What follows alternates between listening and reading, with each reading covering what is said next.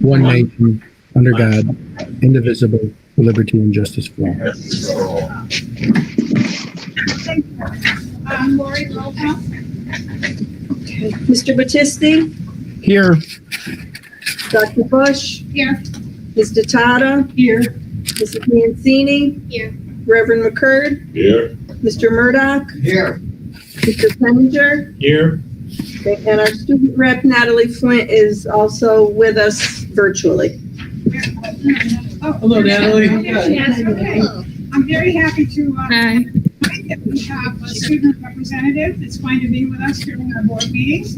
Her name is Natalie Flint. She comes from a wonderful, wonderful family, and we're very happy to have her. How many wonderfuls did you put in there? How many wonderfuls? How many brothers and sisters do you have, Natalie? 11? Siblings. She, Nine. Nine. Nine? Okay. Very, very, very nice to have you. It's our pleasure to have you as a representative, Natalie. Thank you very much. Also, in your packet, Board of Education members, you received a copy of our updated goals for the board input. We have some goals in there that are reflective of the COVID. So that is something that we will be talking about tonight. Okay, so we will be moving on that, and it was important to bring our goals up to speed based on how it's going to affect this year. So we have that in our packet. I want to let you all know that it was my honor and privilege to be able to attend a NISPA conference. There were excellent, outstanding sessions, and they were all virtual, which I'm very, very happy about, because those same sessions will be available until, I believe, December 21st. So if you weren't able to go to the sessions you wanted to go to, you have the opportunity to be able to do that between when the conference was and December 21st. Also, I have been participating in some NISPA 1.5-hour conferences. They have been on equity and excellent presentations from people in the field who are helping members of the Board of Education become very aware of equity in your school district. So I'm very happy to be able to participate in that as well. What is equity, Dr. Bush? What? What is equity? Equity is fairness and equality for all students. So that, we did that. Also tonight we have, I've asked the superintendent during one of our meetings to do an annual state of the school report in January. I think it's very, very important that this Board of Education, who is very concerned with the well-being of our students and staff, to give a report in January by our superintendent, because I think it's very important that we want the community to know that we are very transparent, that we want the community to know that we're very, very cognizant of what goes on in our school district. Based on the fact there have been many, many expenditures due to the safety of making sure our students and staff are safe in schools. Also, the provision of purchasing many laptops and Chromebooks for our children to be able to have at home so that they are learning virtually. That those were unexpected expenses. So I've asked our superintendent to give an annual state of the school district announcement in January. So that being said, also, I have a lot to say tonight. I have to write it down. Anyway, we have a very, very special proclamation tonight, and that proclamation is going to be introduced by our board member, Mr. Curtis Penninger. I'm sorry, we skipped over public. Oh yeah, I do. I want, now that I'm on a roll, I'll let Curtis do the proclamation, and then we'll do public comment. So, Dr. Bush, I believe we need to approve first resolution number 265. That's the proclamation. Yes. Okay, so. And then I'll read the proclamation. All right, so board members, could you look at 265 just to make sure that you are. Stick with us? He's with us virtually. Can we read 265? 265. That was a new one on the table. It should be, I see, I got a printer. Did everyone get a printer from this? It's in the board docs. John and Bill, I sent you an updated, I emailed you the updated agenda late, like Okay. 4:00. So you would have that in your email.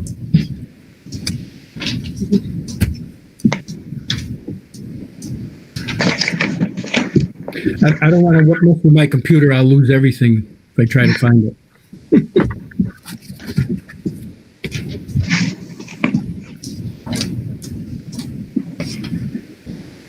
Curtis, why don't you read that All right. resolution? Why don't you stand up since she can't be here with us? Where do you want it? Up here so she can see you. Hello there, Ms. Hannon. How are you tonight? Wait a minute. I am great, thank you. We're supposed to vote on it. We should vote on it. Well, that's why I wanted the board members to take a look at it, see if they have any Okay. questions. I think the process is done. Okay. John, did you find it? Yep, just Did you find it, John? I am getting to it right now. Okay. It's the very last resolution, John. That helps.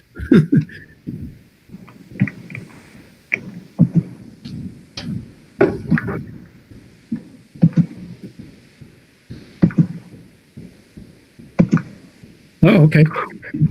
Are you okay with it, John? Yeah.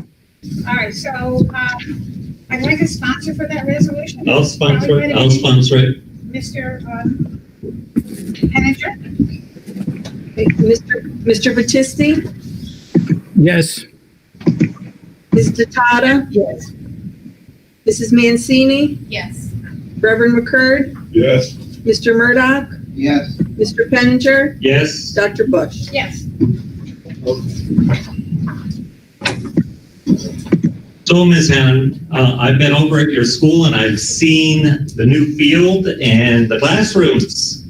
And so it's very exciting. You've worked very closely with our senior administrative staff, with Sandra and with Mr. Roberti. So I talked with Dr. Bush and I come up with this for you. Proclamation. Elizabeth Hannon, whereas the principal of Wilbur H. Lynch Literacy Academy has proven to be highly effective in her support of the Greater Amsterdam School District's goals and missions. And whereas Elizabeth Hannon has coordinated and oversees the multi-year Lynch Academy building renovation with professionalism and demonstrates a strong ability to work effectively with contractors, district personnel, and the public to ensure that the turf field, stadium bleachers on the grounds, along with the extensive building projects, are completed to the highest standards of the district. And whereas Elizabeth Hannon has led the development and implementation of a new curriculum effort at Lynch Academy with focus on the 4 major core subjects: English, math, science, and social studies, with metric-driven results and energetic faculty and staff involvement to assure success. In addition, an accelerated English and social studies program has been implemented to prepare 8th graders to enter high school prepared to attend AP courses. And whereas community partnership agreements have become a new norm at Lynch Academy, with Elizabeth Hannon developing and leading efforts with Berkshire Farm Center and Services for Youth to address chronic absenteeism, and Montgomery County Social Services with the Persons in Need of Supervision PINS program for students and their families. And whereas Elizabeth Hannon has developed and implemented a highly successful task force that has 2 in-house alternative education programs: Personalized Education Program, PREP, and FLEX. The success of this program can be measured by the fact that no students have been referred to the HFM BOCES Adirondack Academy. Whereas Elizabeth Hannon has guided Lynch Academy to take the lead in social and emotional learning curriculum implementation, along with leading an initiative to update the Code of Conduct, which has an active program to respect yourselves, respect others, and respect the school. And whereas Elizabeth Hannon, along with her assistant principals, Chuck Myers and Mike Jeanette, which he's going to do a reading tomorrow, everyone, or tonight, I think it's 7, have formed an administrative leadership team that is working with a Lynch Academy building leadership team, currently made up of teachers, working on 5 important improvement goals: ELA, math, chronic absenteeism, social emotional learning, family engagement. And therefore, the Board of Education for the Greater Amsterdam School District does hereby recognize the leadership abilities, forward-thinking ideas, and administrative skills of Principal Elizabeth Hannon on this date, November 18, 2020, signed Dr. Nellie Bush, President, Board of Education, and Mr. Richard Roberti, Jr., Superintendent. Congratulations, Liz. Congratulations. Thank you. You get that to, oh, Very nice. Congratulations, Liz. Good job. Congratulations. Thank you. Public comment. well, wait, did you have something to say, Ms. Hannon, before we left? I just wanted to express my gratitude. It is an honor serving the Lynch Literacy Academy staff and students, our families, and the Greater Amsterdam community. I thank you. Thank you. Great job, Mr. Penn. Thank you for Some article you want, I'll write it out. Thank you. Okay, we have just one letter for public comment. It's from Kathy Mailer. Hello, GASD Board of Education members. I am Kathy Mailer and reside at 230 Clisby Ave. My daughters Amelia and Angela are in grades kindergarten and 2nd grade respectively.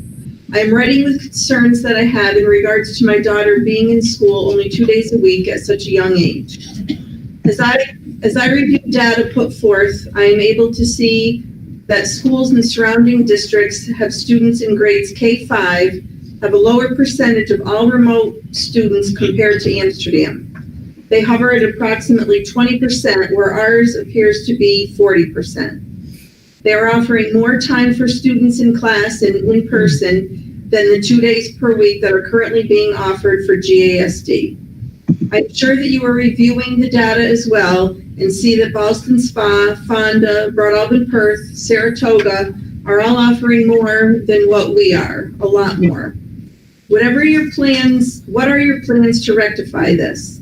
I am hopeful that it is a constant discussion as to how we can better provide our students with an equal opportunity as those schools. Local students are getting a far more valuable education for their young students who are at a critical place in their learning and development. Others are receiving more contact time with teachers, more comfort and security of school, and less frenzy of the hybrid model. All of these factors significantly lower our favor in the educational playing field and put our students at an extreme disadvantage. As I watched the last board meeting, Superintendent Roberti discussed how to give our children the same as surrounding districts. And by the end of the meeting, what was developed is what we have now. My daughters only see their teacher in person on Thursdays and Fridays, and on Wednesdays, 1 hour remotely. In the beginning, I asked why they wouldn't be seeing their teacher on Monday and Tuesday, and was told AIS teachers would be reaching out. AIS? Why? I still have not been told why AIS is teaching my children's classes. One reason provided is that the teacher would be reteaching a lesson already taught. I am aware repetitive teaching is age appropriate. What about all the new material and learning that they are missing that students who are in school full-time are receiving? A major concern is why every teacher is teaching purple, gold, and remote. Why not give one teacher purple, one gold, one remote? You cite a lack of teachers as a reason, yet you have furloughed many. I would like to believe that our community gave a vote of confidence and trust in electing a Board of Education to come up with a plan and choose a superintendent to guide us to be able to teach our elementary youth 5 days a week in person. It is shameful we have not come up with a better plan. Busing and busing costs was stated as an issue. I believe the $11 million the district has in an emergency fund should help to cover this. If a pandemic does not constitute as an emergency, may I ask what does? I'm so sad for the loss of education my girls are receiving due to how unprepared our district was. What is our district missing that surrounding areas are not? The COVID numbers are still low. The class numbers are extremely low. So low in one of our schools, a teacher taught one-on-one regular ed 1 week. How is this fair and equal? I fear that now that COVID numbers are rising, our children have missed irreplaceable classroom time. It is time to answer the parents who want to provide the best education possible for their children. Thank you for your time. Kathy Naylor.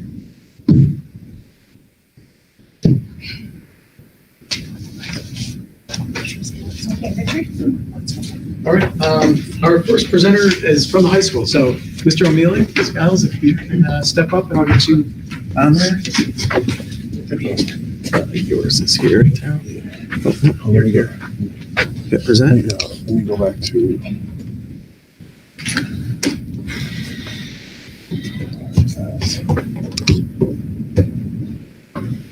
And then share the screen. Yeah.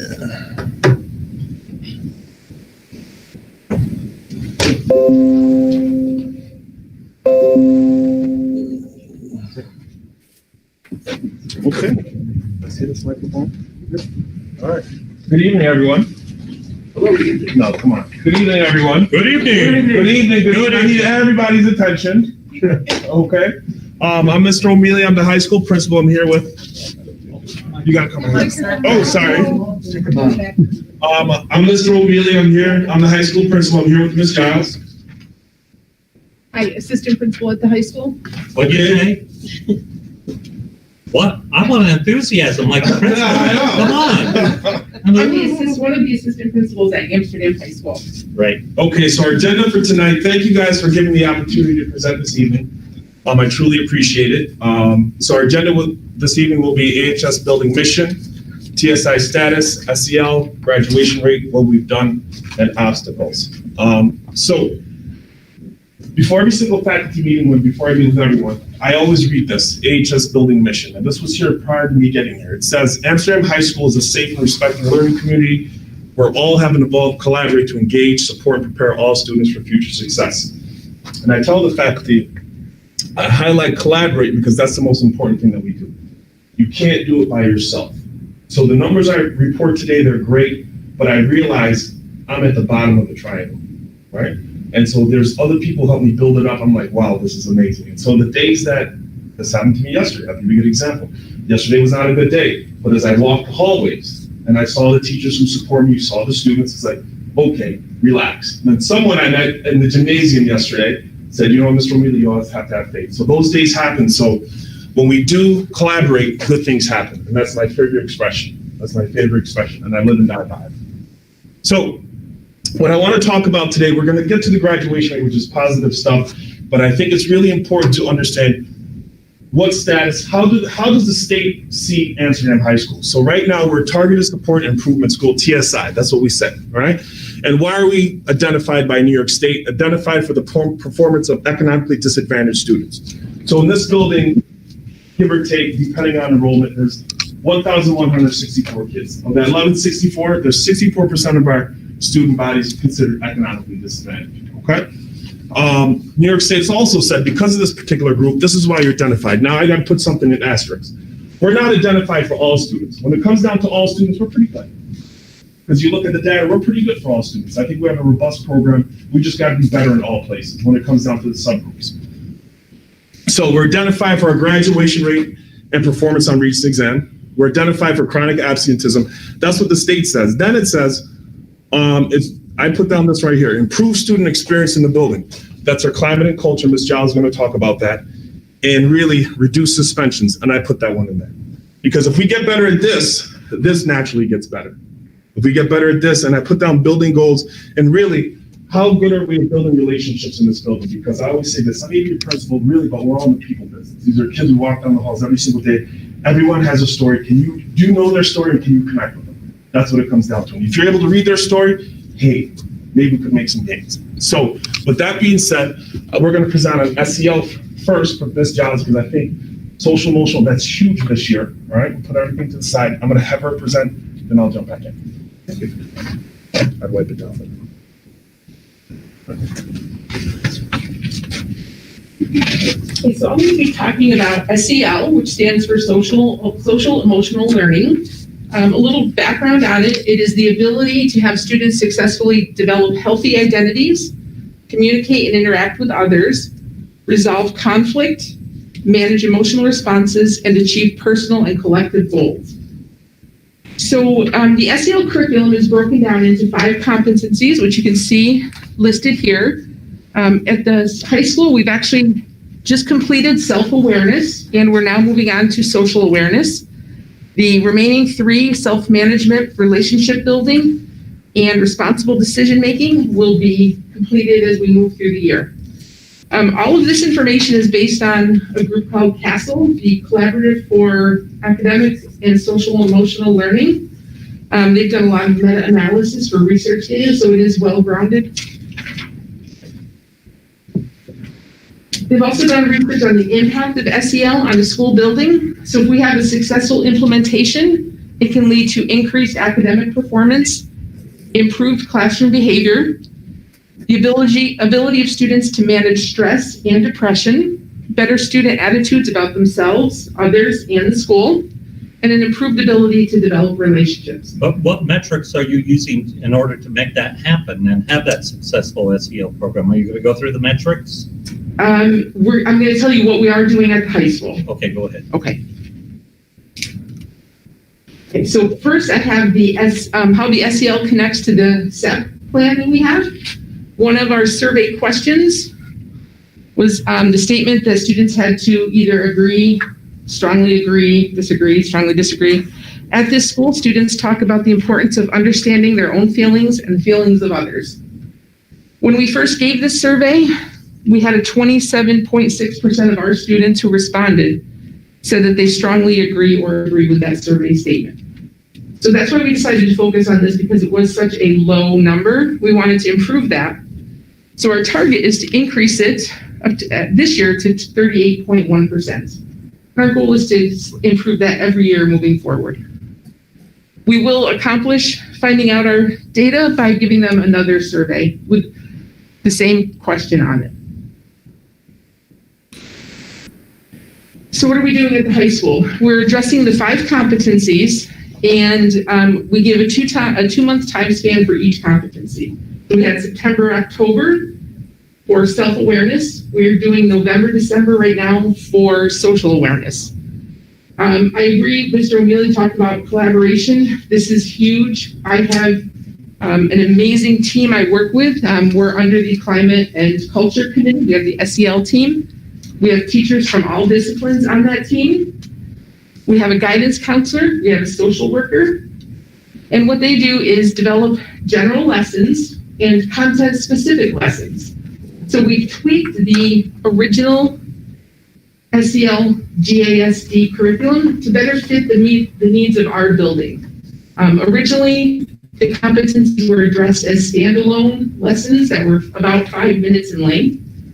What we're finding is that we're looking for ways that we can incorporate it into our actual curriculum. So for example, a content-specific lesson might be, right now we're doing tolerance and diversity. In the art classes, they're talking about artists from different cultures. So we're trying to bring it right into the actual lessons and incorporate it to make it a little more relevant to all of our students. We're actually undertaking our first school-wide SEL activity, which is why everyone has a feather on your desk, okay? We're calling this hashtag Gobble Up Gratitude. Some pictures of this. So we have Miss Karen Garrison. Her art classes helped a lot with this. They actually drew and painted the turkey you see in the background. They created all the feathers you see. They designed them. And they actually made the flyer to promote this. So we are selling the feathers, 25 cents for students, $1 for adults. Yours are free. We'd like you to participate. And what we're asking is that you write something that you're grateful for, or a quote or song lyric about kindness. And we're collecting money for any of the sales we do.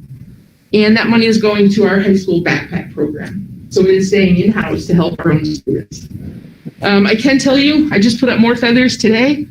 And I think we filled up this whole bottom section. So it's really, everybody is buying in and they're very, very enthusiastic about this. And that's still next Tuesday?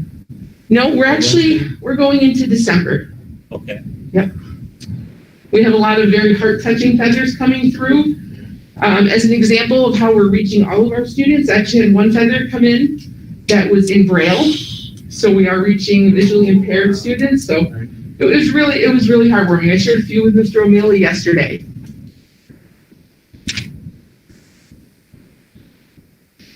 So the last thing I'll talk about for this section are some of the obstacles we faced, and they've actually switched. Initially, we had very low stakeholder investment. It was a new program. Not everybody was sure where it was going or what the goal was. I think we've turned that around. I've heard a lot of positive feedback from teachers. And we had our SEL curriculum was never fully completed. We made it through January, and then we didn't have any lessons after that. Currently, our biggest issue right now, we've got the enthusiasm. It's really a lack of funding. And I know this is everywhere. But we're unable to hold SEL meetings so that we could work on more continuing lesson development and planning. So that's sort of where we are in SEL. Any questions? So does that mean you can't do Zoom meetings or Google Meet? Is that what you're saying? We are still meeting. It is Google Meets, but we have to be careful we don't go past 2:30. Right. So, right. And what do we do during the normal time? Do we get a substitute teacher to go in, like a floating teacher on the days that you were doing the lessons before pre-COVID? How is that being facilitated? Well, pre-COVID? Yeah, pre-COVID, because you were able to have Right. SEL curriculum going. How were you doing that? Pre-COVID, we could have meetings after school, Oh, and then teachers could timesheet that. so we can't do a Google Meet from their own home and at an ascertained time? And I'm just asking. Is it the funding part of it too? Yeah. We used to use SIG money for it. Right, so we had SIG money for it, okay. So now we just find the time. I mean, you're gonna go and you sign off on and pay them for that time, right? Yeah, well, I think the best way to respond to it is just like, we want to be, everyone has to do their piece. And, I think in the past when we were healthy as a district, Right. we could do that. Now it's just, I need this done. Find time for me, Ms. Giles, with your team, whenever possible. I think Okay. that's the best response. There's a lot of, I heard this earlier, there's a lot of volunteering going on. And I like that, and eventually I tell people, I can't wait till this nightmare's over, right? So, and everyone's just doing their piece, and that's the best response to that question. So what they've done together so far this year has been phenomenal, but that's when we say lack of funding. Typically, that's when we use our SIG funds to do that. Right. But this year, we just have to keep it going. If I could interrupt for just a second regarding the SEL curriculum, there was a lot of funding. We spent summer creating the curriculum.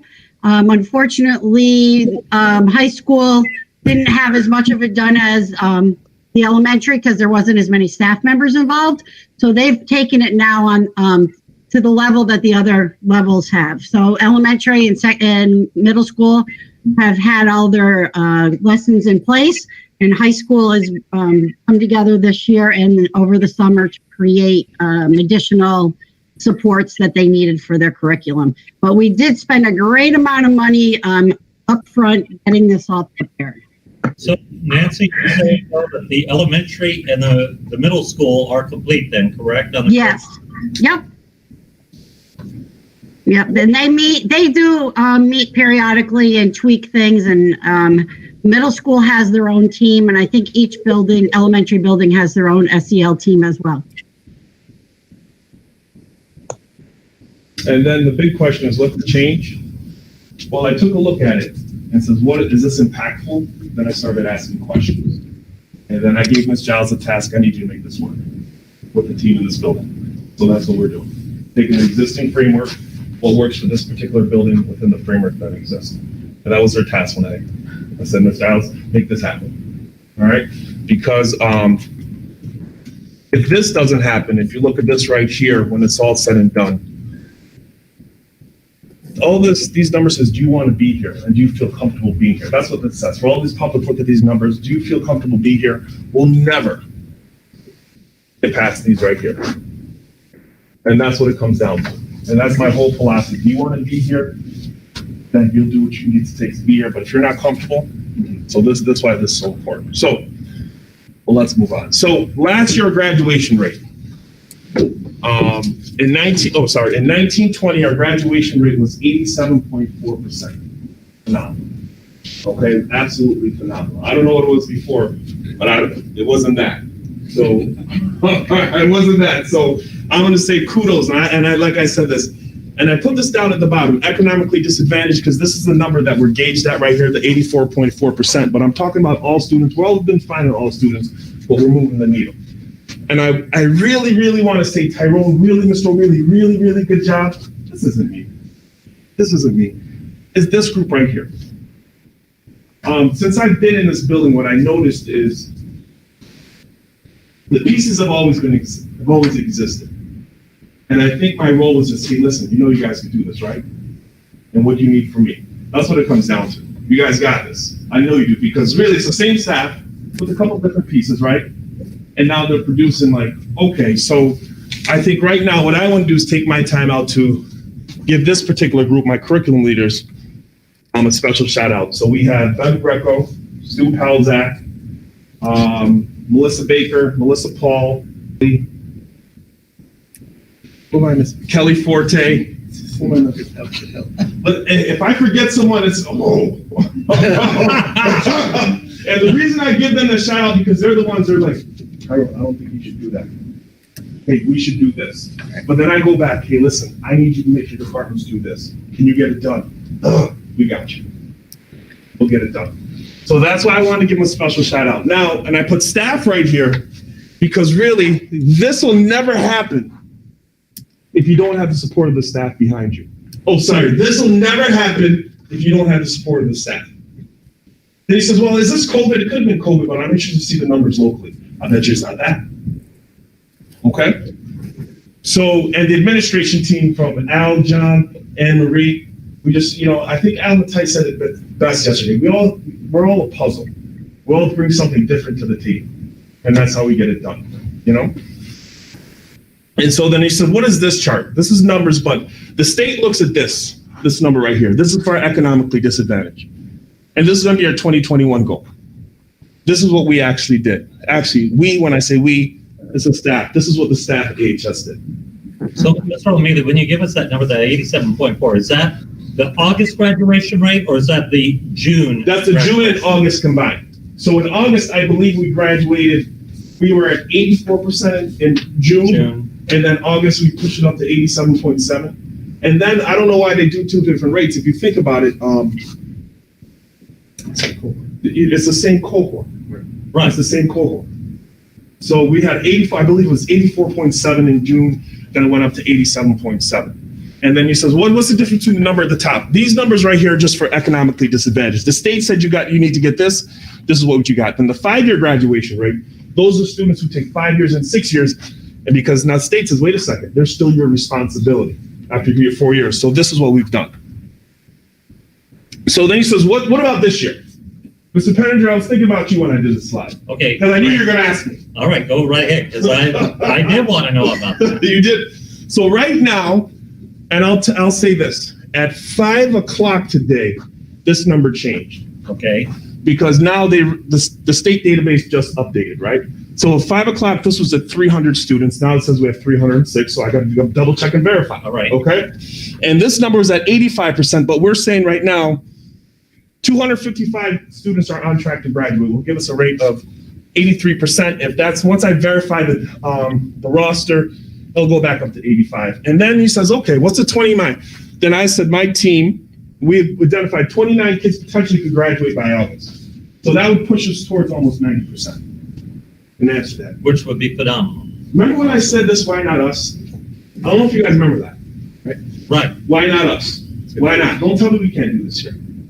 Don't tell me we can't do this here. Then he says, why are these things have asterisks next to them? Because this is not locked in stone. We still have to finish the year. Right now, we're dealing with the pandemic. We're dealing with kids who are typically in school, but they're home. And so when they come here, they're phenomenal. But they're always in their element. They never get to. I don't want to use the word escape because that seems negative. But they're in their element. That's not conducive to learning. So that's my biggest challenge right now. So a couple of things that we've done, and I'm proud of because it's not me, because it's everyone. Leadership from curriculum leaders and assistant principals. Special shout out to the curriculum leaders. Support for our ENL students in some region-based courses, because if I told you, the group that struggles the most in this building is our ENL students. The data says it, right? So one thing we took a look at, and I think Melissa Baker, oh my goodness, she wouldn't stop. She said we have to be able to give support in those region-based courses. So those, the algebra, living environment, U.S. history, English, and whatever, living environment. Those particular classes we built support in within the master schedule. So I created a bunch of singletons, and so thank you, Eric McCleary, for the assistance. We'll help him build that, because that was, how do you make this work in the system? So we did that this summer. Then I heard you say, I was kind of jealous Liz got a proclamation. What I get? I didn't get a cookie. Hey, now that I'm watching, I didn't get a cookie. notes. I'm taking notes. I didn't get a cookie. I'm getting All right? But when you see these things in action, no, I'm good. We'll talk about it later. Mr. O'Mealy, I voted for you. Okay. I wanted you to have it, but Thank you. I'm gonna take the cookie, Okay. right? So when we take a look at these committees, I don't want you, it says attendance committee, graduation committee, climate and culture committee, and virtual instruction committee. These are teachers who said, hey, listen, we could do better. It's a group of different individuals who said, hey, listen, we could get this done. All right. And especially this one right now. So we've always had we started these particular committees. Let's tackle attendance. Let's tackle the graduation rate. Special shout out to the graduation committee, climate and culture. Anne Marie, hey, how do we make this place better? But this one, the virtual instruction team, this is new this year. So we're asking, could you hold my cookie? Thanks. I'm going to eat that too. Okay. So I like to use props. We're asking teachers to do something they've never done before, right? Virtually streamed, Google Classroom, everything's different. So I had a group of teachers, I put out to the faculty, I said, hey, I need teachers who are boots on the ground, who have to experience this every single day, right? Can you help us move teachers forward? So I have a group of, I think it's 1, 2, 3, or 4 teachers who said yes. Put on presentations, and they walk teachers through the stack and take their knowledge and pass it on to others. And like I said before, I hate to do this, and I do this in my faculty meetings. If you don't do this as a building, you will not move forward, because I can't do it by myself. And I refuse to take credit for something that I'm just, the people are already here. They're already here. Oh. And finally, obstacles. I don't like that word, but they do exist. I said attendance engagement, chronically absent. And I put this in attendance engagement personnel. And, pre-COVID, that was great, but right now, that's not a reality. So we're doing what we have to do as a building to get through. That's what it comes down to. Okay, we don't have the personnel that we did before. Okay, so what are you doing? So that's our task on this building. Support for our ENL students. We need additional staff to provide further support. Okay, it can't exist right now, but what are you going to do, right? And student engagement. Students are not in school. I mean, you talk to anyone, it's just like, when they're here, we got them. When they're not, they're home, they're always in their element. And, doing home visits and stuff, you see what's going on. And so I can't wait till COVID's over, but at the same time, it's taught me some important lessons. And the tools that we've developed as a building because of COVID is going to be everlasting. So that is my presentation for this evening. Any questions? Outstanding. Yeah, very good. Okay. Okay, thank you. Thank you. Thank you for your support. I do have a question. Go ahead. Can you give me the kind of the relationship between the graduation rate and COVID and having to have closed the schools, and does it did it help graduation rate? Did it hurt it? What did you find as a difficulty in that situation? How did you get around that? So the most important, it helped it 100% because they gave us exemption on Regents exams. The reason why our students do not graduate is because of Regents exams, right? And I think what's going to happen I'll tell you a story. The state was having meetings around the state to examine, should we have Regents exam anymore? And I was supposed to attend one in March and they canceled it. So I would say yes, right? And I'm just going to give you some additional information. I think Regents exams should exist. However, I don't think it should prohibit kids from graduating. We've got a different level of graduates in this building. Right? Why not? Okay? You know, you have your associate's degree, you have your bachelor's degree. Why can't we do that in the high school? So that's my response to that. Okay, thanks. Sorry. Oh, no problem. I have two questions. One, I appreciate the SEL, social environment learning. Within that curriculum, are we paying attention to students who find learning at home difficult as opposed to wanting to be here? Are they expressing those type of concerns during these sessions? So I can't speak to if it's, I'd have to talk to each individual personally, but from my experience, this is how we get this information. So typically, they always reach out to the guidance counselors. One thing I've learned about this, students can be their own advocates. If you don't have strong parental support or guardian support, they're being their own advocates. And I have, and thank you, Mr. Roberti, for giving the flexibility. And as students reach out to guidance counselors, Mr. O'Meara, you have to see if you get the student back into class. They're just going to, you have to look at this. This young man is a smart scholar student. He's always been on track, but now he's fallen off the earth because he's home. So we do get those messages, but usually those come through the guidance counselor. The second thing is, are y'all collecting the feathers tonight? If you finish them, if not, whenever you can. No, you I better have take it it while ready. you can. Okay. Take them all you can. No, you can't visit. Oh, okay, and then could I just exchange this to you? No, I did that. I would like you just to remember 3 words. Wait, what were we supposed to put on here? Our Whatever you bonds? want. Something you're grateful for. Song lyric. Kindness. I want you to remember 3 words. Anne Marie is aware of this. Rigor, for instruction in the classrooms. Relevance, how important it is for the students to make sense of what they're learning. And relationships, that's a huge piece to the puzzle. If kids feel supported, and they're supported by their peers as well as their teachers, that's the beginning of that. So thank you for all that you and Anne Marie and your assistant principals and your teachers are doing. We're very grateful for that. And Here's Kevin. I almost forgot the most important thing. Board rep. Thank you for your support. Since I've been here, when someone asks me, how's your experience in Amsterdam? I'm sorry. How's the experience in Amsterdam? I think it's awesome. That's how I speak. I think it's awesome. Everyone's always got my back. And that's what I tell them. It's been awesome. So can I play off of Mr. McCurdy's question? So I highly doubt that you would know, but we went and asked Sandra, we actually asked the superintendent, I did, to get us some information and find out about streaming, because I have received a lot of calls from younger parents of younger children that are really, really having difficult times. And then we found out during one of our meetings at the elementary school, they weren't streaming 4 or 5 days a week. Right. And it was very difficult on these children, and especially with these families.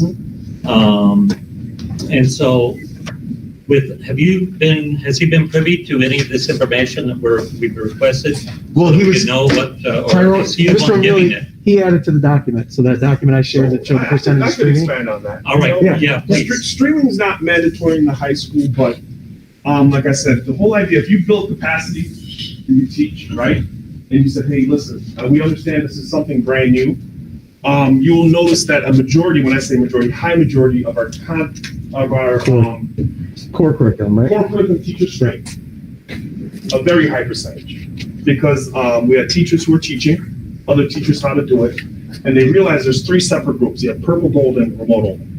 And so the plan for all 3, so they said, a lot of them said, we're gonna learn how to stream, we're gonna go through the bump. I said, you're gonna flip it, and they've done it. Okay, well, each day, Ms. O'Mealy, we're hearing about a different district that is actually shutting down in school classes. As a matter of fact, I just understood today, and I may be wrong, Lori, but I heard that Broad Alban Perth is going to close down after the holidays or something here, after Thanksgiving. So with that, We're ready. are you ready? I'm ready. We have our teachers ready to stream. How about this? If we shut down, if you said the board said, Mr. O'Mealy, we're shutting down right now, I'm like, okay, Right. we're ready tomorrow. But the students, I believe, are having a problem where they're getting 2 days of just an assignment. They're not seeing a teacher, and then 2 days, and it's a gamble whether or not it's going to be shown or not. They're going to be streaming. I mean, what are you going to be giving us as soon as we shut down? Well, then everybody's on the same page. Well, no. If we shut down, for example, there's like one on group. Wednesday, right? If say, for example, we shut down, my expectation, and I Right. could be wrong, is that it's a Wednesday. You stream to your students.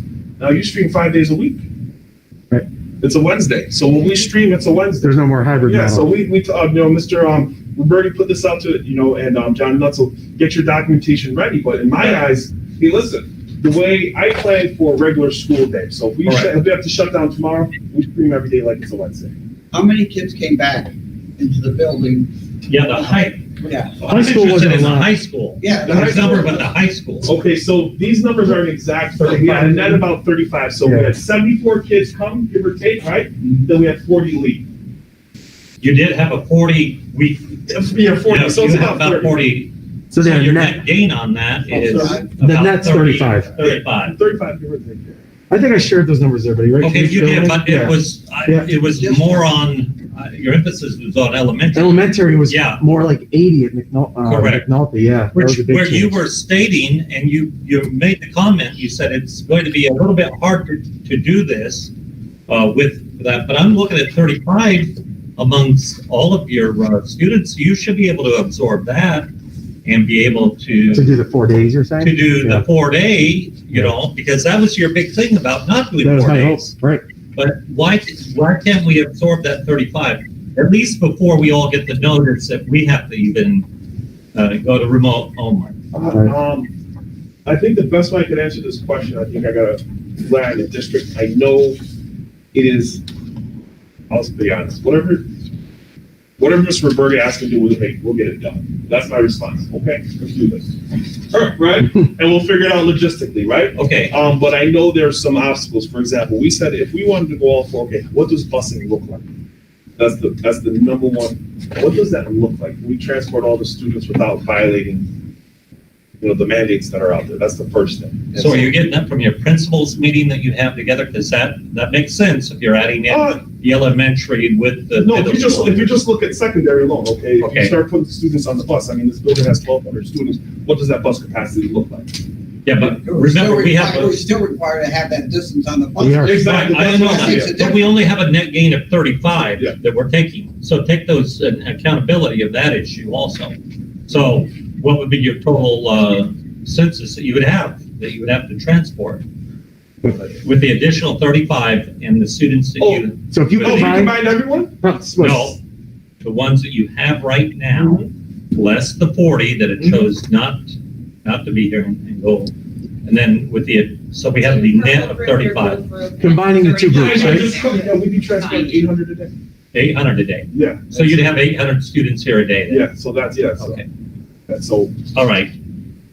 That's a no can do. yes, It is, that's that's what our the issue. question is, and just. And the class sizes, so, and this is more of an elementary issue as well, but, and I'll get into that, I'm gonna show you guys Okay. the building charts to show you the sizes Thank for you. the architect, so, So yeah. that's the part people don't understand. The buses, well, we got buses, we do, but we still have to meet those requirements on each bus, and we can't go beyond those requirements. That's why we're limited to how many we can bring into the building, because you have to be able to get them here. Right. So from a solution-oriented perspective, though, as a parent, I know myself and many others that would be happy to transport their children. If it Right. came down to it, and if we Yeah. had the opportunity to get our students in 4 days a week versus just 2, I would be happy to pick up the entire block. Right, right. So I think that we need to start just thinking a little bit more creatively. Yeah. Yes, our buses may not be able to do it, but we can do this as a community. And if we all collectively come together and put together a plan, I think that we have a lot more potential than we're putting forth. Not only that, but to add to what Deanna's saying, Sandra, that was one of the questions that was going to be asked. Who would be willing, remember when we were doing this at the beginning of November, asking those questions, who would be willing to drive, their children to come to school? So And we did, John Nutzel, another survey went up for transportation, correct? Have we closed that out yet? Because we did ask that, how many parents would be correct, that was one of the utilizing items you told us. transportation? Well, we've done a couple of them. So we did a new one recently, so. Okay. We have done it. I think the issue, Rich, is equity, right? Because you could have the high school come back, but then you don't have other students doing it, right? Right, that was one of our concerns, which I'm gonna get into. So we were going to do an additional survey as a follow-up too, once we have these kids in, but I'm gonna get into all that in a second too, Okay, so. so yeah. Thanks, John. let's go under the assumption that we do go, like, I think the leader was Northville began the process, and now we've got Broadalf and Perth, and I'm sure the others will start picking up. OESJ, Fort Plain, yep. Yeah, Fort Plain, that's correct. So it's inevitable for us, but as we are the biggest in the HFM BOCES, but I'm very concerned about, and at all grades, not just at the secondary level, but I'm concerned about this streaming of the classes and not streaming a lesson and not having a lesson plan where they go 4 days a week, or if you do it 5 days a week. Okay, so right now I'm looking in 2 days a week, they get questions put up and like a homework assignment thing. It's not a lesson that they're getting. So have you addressed that with the teachers? Have you addressed that with the teachers union? We've been, so. And are they all for it? Are they fighting against it? Or? There's concerns with it, that it works 3 through 12, but K-1-2, it doesn't work quite as well for that live instruction. That's the concern, that it doesn't, that those kids being on that long, or having dual classroom live instruction in person and online doesn't work as well, but 3 through 12 works. And this is special needs students. Look at this, the requirements of the special needs students. We've got students that they don't even, their attention deficit is so horrible, they'll look at the paper and then, so why, we're now making them look at a computer for 2 or 3 hours, 4 hours a day? And that's even at your level. You have that. We just had a meeting in discussion with the DCT and bringing those kids in.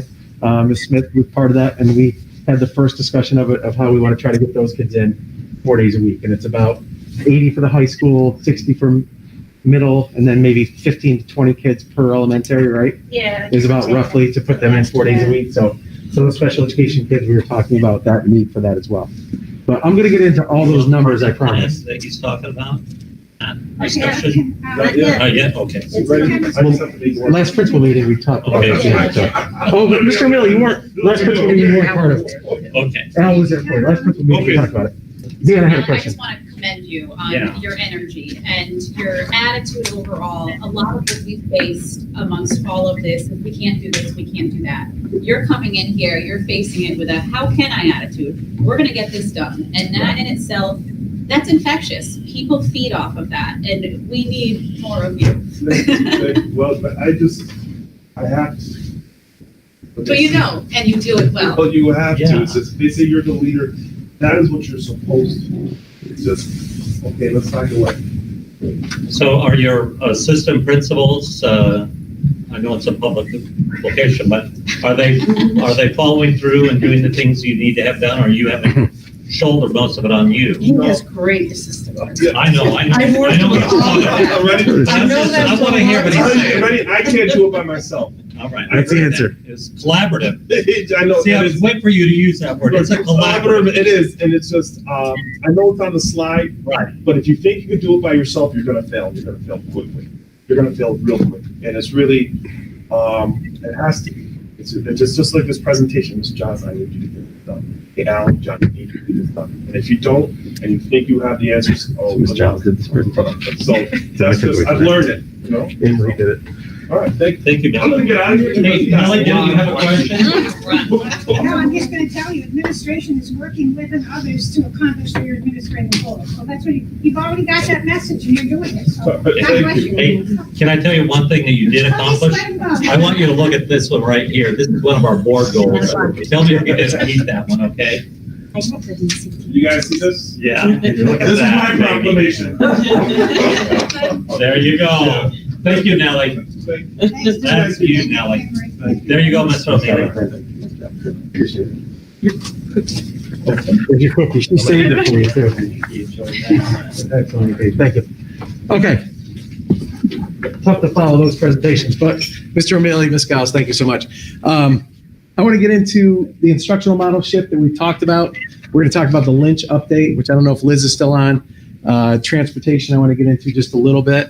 And then the communication we've had going on, and then school closure planning. So we've been doing this in our principal meetings. We've had those discussions. John Nutzel's been part of it for what that communication looks like. I've asked the principals to develop their plans for what does instruction look like for a closure, and especially the elementary, as you asked, Curtis. It's secondary simply just follows their schedule, just like a Wednesday remote day. They'll follow the same schedule. So, but just to go back into it, that instructional model shift is something that we're continuing to work on. So this is the current elementary structure for remote-only students. So it's that live instruction from the homeroom teacher, the small group lesson, and then a math lesson 4 days a week, a live reading lesson 4 days a week. And this is 7+ hours of live instruction, which is more like 9, but then there's Wednesday as well. So we're improving it. It's still not where it needs to be. And the answer I would tell you is live instruction. That's the way that we do it. And I'm going to show you why we have limitations. And I do hate to say the limitations, but our class sizes, when we had the architects do the study for the CDC guidelines, it was 12 students per class, some even 10. So when I show you the enrollment numbers, you'll see that a lot of elementary classes have 14, 16, 17 kids if you combine purple and gold. So we couldn't do the 4 days. And Curtis, that was my goal. I wanted to do the 4 days. I was excited about it.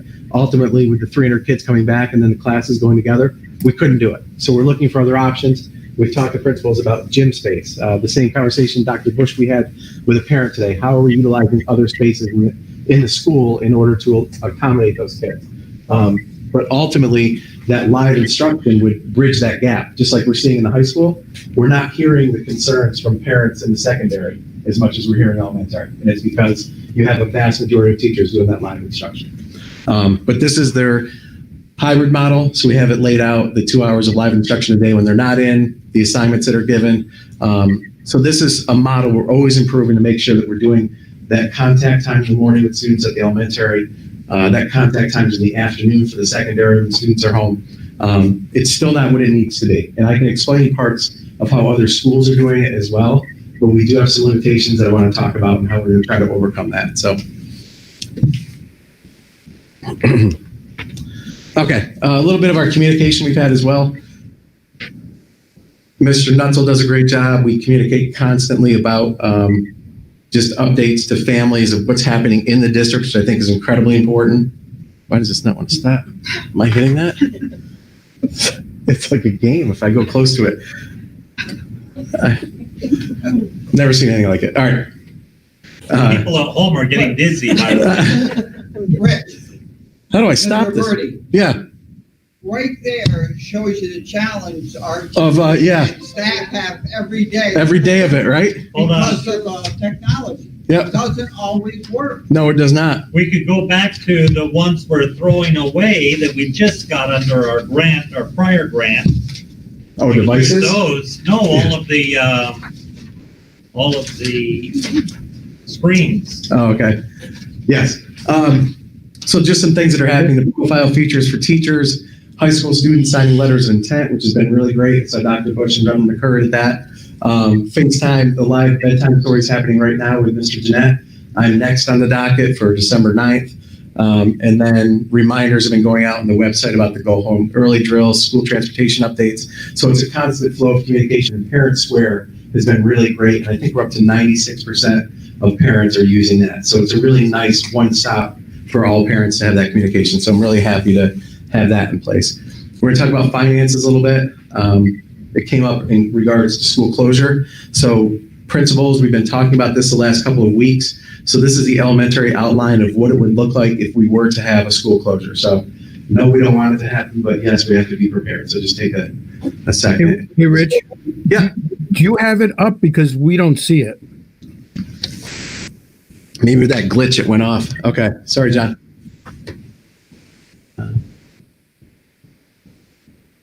Do we know how many people in the community are watching right now, Mr. Roberti?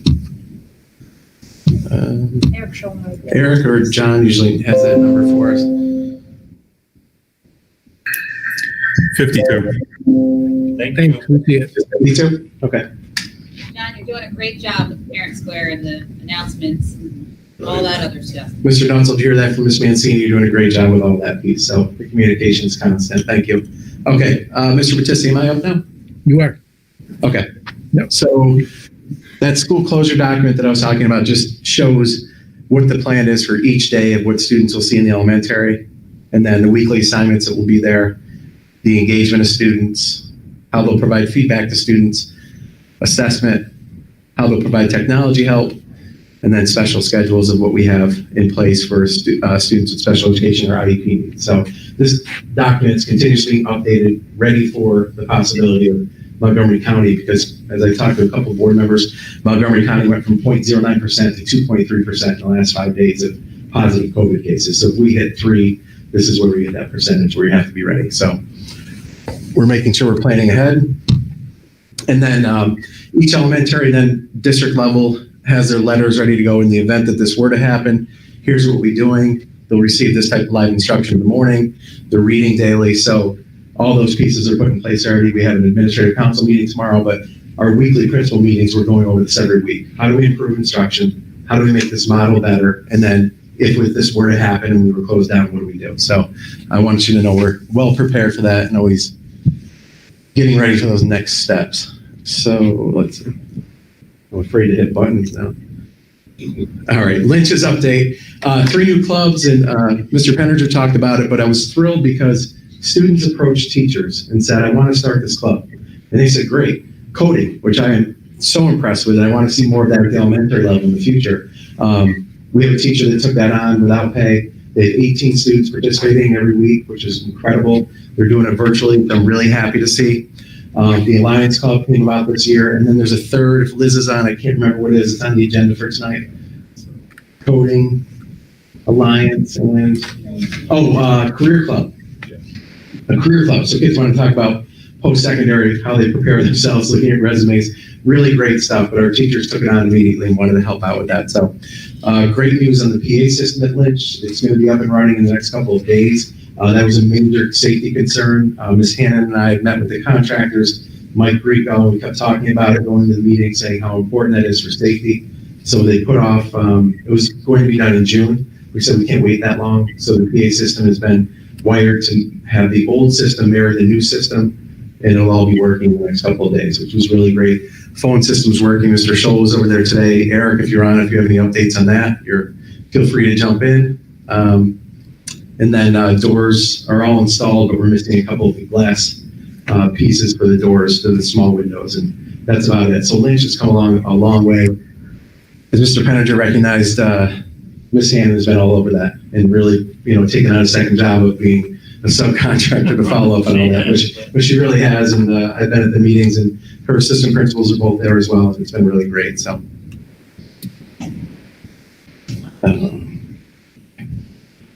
So transportation, Mr. Cameron and I are constantly working on this. When we had students that were coming back Friday, we made calls Friday night to tell parents what their bus would look like. We're trying to make sure the times are accurate. Teresa was over today at STA again, working on routes, going through this process that, we're not sure we really should have to be doing, but we're loaning out our folks to make sure. Colleen's still working on set up the training for it that we've talked about. So we're working together on it. It's still not perfect. The time's been more like 15 or 20 minutes late in middle school, which is not the bar to set it at, but 3 weeks ago it was an hour, which was awful. So We continue to work with it. It's not acceptable. We've made it very clear. We've had sit downs. Was it last Friday we had a sit down with STA? So always just looking at improving that model. It's just something that they have 12 total drivers for home to school runs. So that's for all of Amsterdam for K through 12. And then they have drivers for special education out of district placement. So we're dealing with somewhat of a limited amount of drivers that they have. They're always looking to expand their drivers as well, but we have 10 of our own just for internal. So, they only have 12. So it's a struggle. What should they be at to be running at peak? We think close to double that. Colleen, what do you think? I mean, that's a number of. It's hard to determine at this point.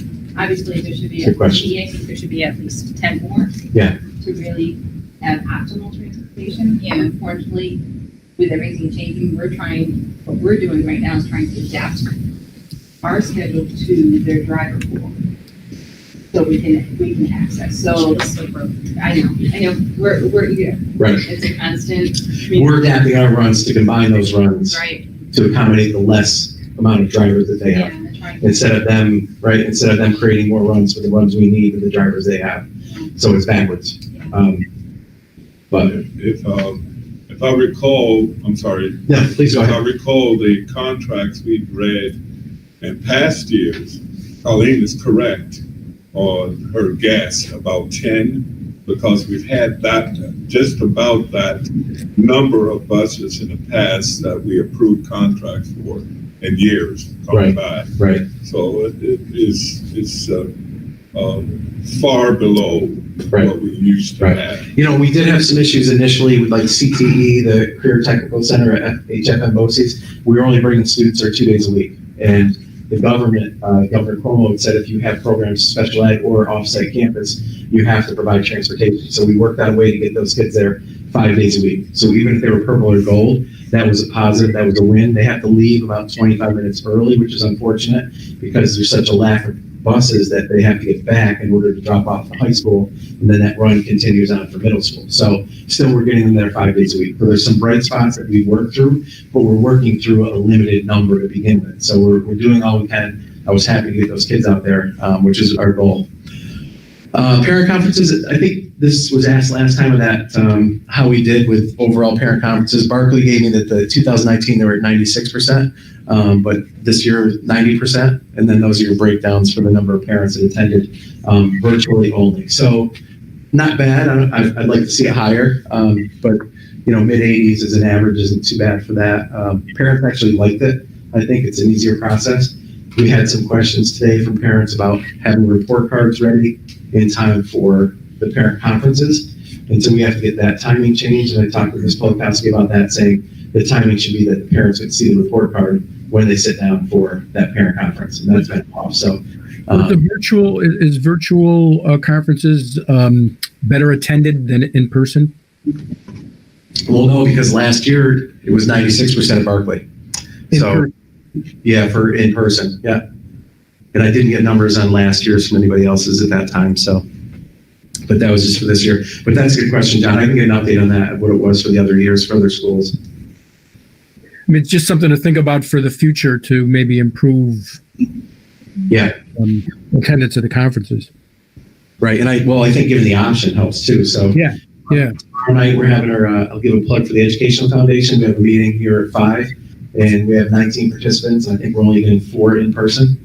So 15 are doing virtual, which in 8 teachers in high school. So people like that ability to stay at home and still participate. So I think it's good to get that option in the future. So finance. So this is something that we've talked a lot about from the beginning of the year. We made decisions based on projections. What we were reading today, New York State budget revenues are predicted to be down over $59 billion through 2022. So the early prediction was $8 to $13 billion this year. They're predicting next year might be even worse. So this is all of our planning, thinking about, okay, long-term and short-term. And it really means to look at the mission critical, the most important pieces we have. We have to start building our budget now and saying, what are the programs that if we had a zero-based budget where we try to cut out as much as we can and maintain the best program that we can. You look at your needs, the required courses, debt service payments and safety, the wants like enrichment and extracurriculars, and then we look at items that would be nice to have. And unfortunately, we're going to be at that point again because we really have to look at how we can serve. Some ways it's helped. Like we've had retirements by attrition. We haven't filled those positions, so we're becoming more efficient in some ways where we realize we can do this better this way, or technology is allowing us to use less paper, let's say, or less textbooks in the future. So there's things we can look at to make sure we're using and maximizing our revenue. But the governor talked about reducing or capping the expense-based days, which Colleen, is a rough number for that for us? Is a huge figure for expense-based days? For us, because we are a high-need district, so transportation, 90% rate. 90%, right? Our building aid is like 97.5%. So if he starts capping that, then there's a lot of things that we're going to have to look different, obviously. Right. Yeah. So, and it hasn't happened yet, but what we're trying to do is make sure that we're maximizing those where we can get that type of revenue from finance. So, anything else to add? Mr. Roberti, Schenectady School District, using that long-term financial planning, they already cut all those teacher positions this first year. Right. And with anticipation for that, Right. Right now, start getting the ducks in a row. Yeah. Or what's coming down the pike. Yeah, and we started that process, and I think when I would talk with the board that we would bring Dr. Timms in hopefully in January to start that process. And, we didn't take an axe to it. We did a scalpel in the beginning of the year to say, how do we reduce a little bit and see how we could just go by attrition and the early retirements. Some of those early retirements were hard because they were difficult positions to fill. So we said if we looked at those again, it would be something we look at starting in January or February that finishes by June at the latest, if not May 1st. So then we have time to recruit and find people to fill those positions. We had special education teachers or certified science teachers that are very difficult to fill because the process continued for so long and started last year. So just things that we learned through this process and how we'll try to save, but make sure it's part of our strategic plan. So, all right, so enrollment data, this is something I just wanted to go over for when we started looking at our ability to take those students in and have the 4 days. We don't have teaching assistants, which is something when we talk about other districts that have that. So what some schools are doing locally is they'll have 20 kids in a first grade classroom and 10 kids will go with the teaching assistant, where that teaching assistant is giving information to give to the kids in a small group setting. And then the teacher takes 10 kids and then they switch an hour later. Amsterdam doesn't have teaching assistants. We have general aides and special ed aides. So it doesn't really exist. An aide is different than a teaching assistant. They can't give instruction. Right. Right. So that's a big difference. So that's one of our obstacles that we have. That's what Boston Spa has, right? And Boston Spa has them as That's well, how they're yeah. handling their elementary. They are. So that's how you're dividing students up. That's where we're limited because we don't have that ability to do that. So it's something we could build in the future. And that's when we look at our strategic plan of how we do that first. But we do have some districts in this state that are using volunteers, and I can right now think of teachers over at Curie that had retired, and they were coming back as volunteers to help out in classrooms also, where they would do, at the elementary level, they were doing small group reading, circles. So right. That's what some volunteers, however, there's many in the teachers union, bring up the fact that we have to get everyone, approved before they can come in. Right. And do we want to have a parent coming and that sort of thing in the classroom? But, other districts have done it and it's very successful. And you don't have to hire and pay for a teacher's assistant when you have someone like Ms. Mancini. If she was to volunteer in the morning for an hour, she would be a great example. Or those teachers that I'm talking about that were retired. Right? Yeah. We could bring them in. I agree. So Marie, you would be great, coming in. And if we have a community that is we've got good people in this city. Absolutely. And throughout the entire district that live here. And I think you could get equitable, find people that would be willing to help out. It's just you need to get the call out there. Yeah, which I'm not opposed to. I think it's a great idea to look for volunteers. So It would just take a little planning and a little Right, Yeah, and planning, A little training. right. Right, training on protocol.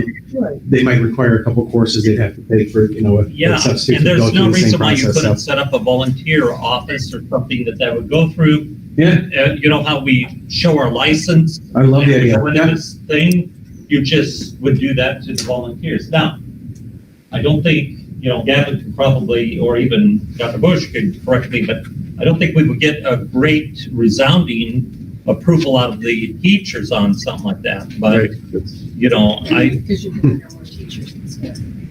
Right, right. Because that would be Can't it. afford it.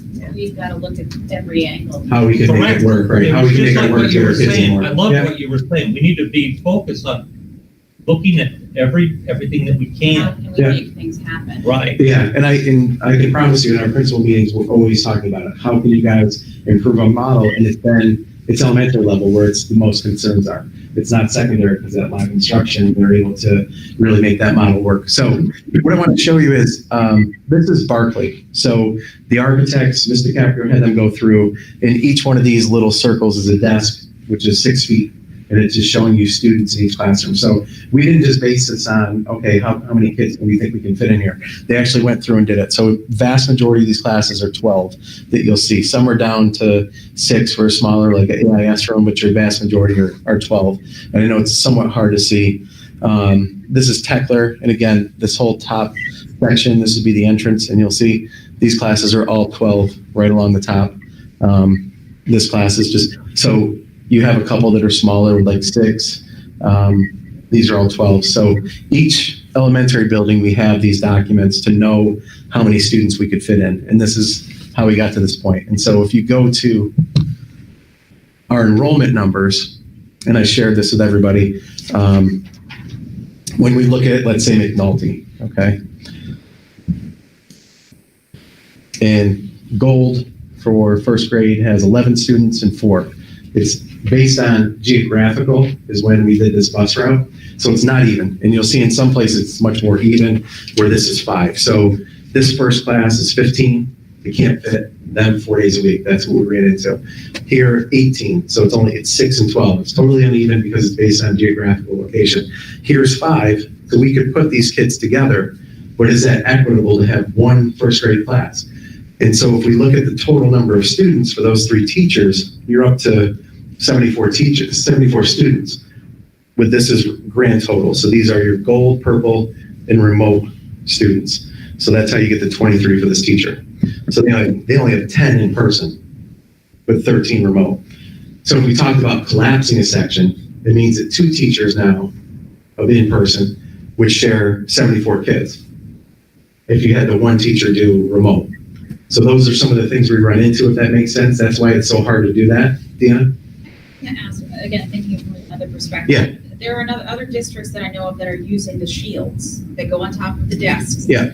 Does that make a difference as far as what? You can put them in, yeah. You can put shields in and have a larger number of students in a classroom. So I mean, if we could get shields, I know Yeah. it would be a large upfront investment, but if it means, we're not looking at any quick resolution. No, in any of right, this. right. And So we've got to be thinking a year, 2 years out as far as how we can get our kids back in the I classroom. think about 10 weeks out, because I think there's more than likely going to be I know a they're short term, shutdown. but I'm No, but I'm with you though, looking at because perspective. what do we have, about $250 or $300 for each one of those shields for the secretaries in each of the buildings? Were they Well, yeah, we ended up spending about 15,000. on all of them, right? But I think the bigger ones are as much as $1,000. Probably the ones in between students might be $150. So They've been sending us emails. I don't know if Yeah. anybody else has been getting them. yeah, no, but it's a good idea, and it's stuff we need to look at because we could utilize the gym, or a couple of these classrooms could have more kids in them. That's what Right. I'm looking at. Right. Like you at Barclay, the comp plan that showed us for Barclay, you didn't have anything in the gym. Sanitized. Right. Well, remember though, the problem with the gym is phys ed classes are now inside, and they're using the gymnasium for phys ed classes. The cafeteria is not really being used. It's being used for other, ECT, is there a class in there is there OTPT goes in there at all? Just Wednesdays. Just Wednesday, right? Okay. So, but there's other uses for those. AIS is going in there. I know at Curie, in the cafeteria. So the gyms are used for gym class. So it's hard to know. Now, when we look at just a couple more examples, but this is Barclay now. And Barkley only has 2 sections. So when you look at Barkley, there's 25 and 24 students in total. Only 4 kids on Purple Day for both, or on Gold for both teachers. But combining them is 14 and 13, which is over our threshold. So could we condense and have one teacher be a remote only and one not? So we're looking at it, but once we got the increase of students, it really threw the numbers off. So Barkley's one of the schools that can have a majority can fall under 11, 11, 11, 14. So you see where it works, but then 4th grade, it's over the limit. So how do you have an equitable amount to allow certain grade levels to do it or not? So that's something we ran into. It doesn't mean that we're going to stop looking at how to improve the model, but this is what we ran into with our CDC guidelines and seeing it. So I just want everybody to understand it, how we got to that point. But So, in the 1st grade, you show at Barkley 4 under the special ed program. yeah, So that's so that's what's in the, yeah, those small numbers are your special class. okay, good job. That's Yeah. all I needed. Okay. So any questions with that? Does that help kind of explain how we got to that point in the numbers? It's just frustrating for parents to think that in their children's classrooms, there's only 4 or 5 children. Right. It's the other constraints that the district has to follow. And it would be great if the teacher could teach 4 days a week. Right. Based on what districts have to follow as far as rules and regulations. It can't happen. Right. And we're not done yet. So this isn't final. We said we go 10 weeks at a time. I hope that we can find a different model that gives more live instruction and allows it. But when you look at Techler, right off the bat, you have 1st grade, 14, 12, 15, 18, 18, 14. So you have pockets where there's just bigger groups. So how do we accommodate those students? So we'll keep working through it, but it's frustrating. It's the same thing for me because you knew my goal was at 4 days a week. I was excited about that opportunity, and then we ran into this. So we'll By the keep way, working on it. Without any information, you were pushing that, and I've always admired that. Yeah. I mean, that was great, because you did show that goal. You weren't going in with a preconceived notion, oh, no, we shouldn't be meeting. Right. I love that. And you Well, kept thank that, you. as a matter of fact, you were going against the grain on some, because some people were. There was some giving pushback that didn't want to see that. Right. So I appreciate that. Well, and I thank you for that, but we haven't gotten to where we want to be yet, and I don't think it's a program that parents are thrilled with yet at the elementary especially. So we'll keep working through it, finding solutions. So You did hear what Mr. O'Mealy said. He said he's waiting, and I'm sure it's this way with all your principals. They're waiting for direction on you, and I would really encourage the teachers very quickly to get up so we can stream if we have to, 5 days a week online, okay? Rather than having to look at a screen where they just do a homework assignment of 2 or 3 questions. yeah, it's not enough. And he's saying it's a direction from you that will be done. So what we did is we worked closely with the ATA, and we knew there were some concerns in the beginning with, not just attendance, but behavior problems and things with having kids in class. And we got over that. And what I did is I allowed people to get used to it and become accustomed to teaching in that sense. And it's worked because at, let's say, McNulty, I think McNulty has 8 out of their 10 grades, 3, 4, 5 teachers are streaming or live instruction. So they become accustomed to it, they're comfortable with it, and slowly people are getting that way, as opposed to me mandating it and say you have to. We're getting to that point where we're starting to look at having a mandate. So this is the next step of full implementation.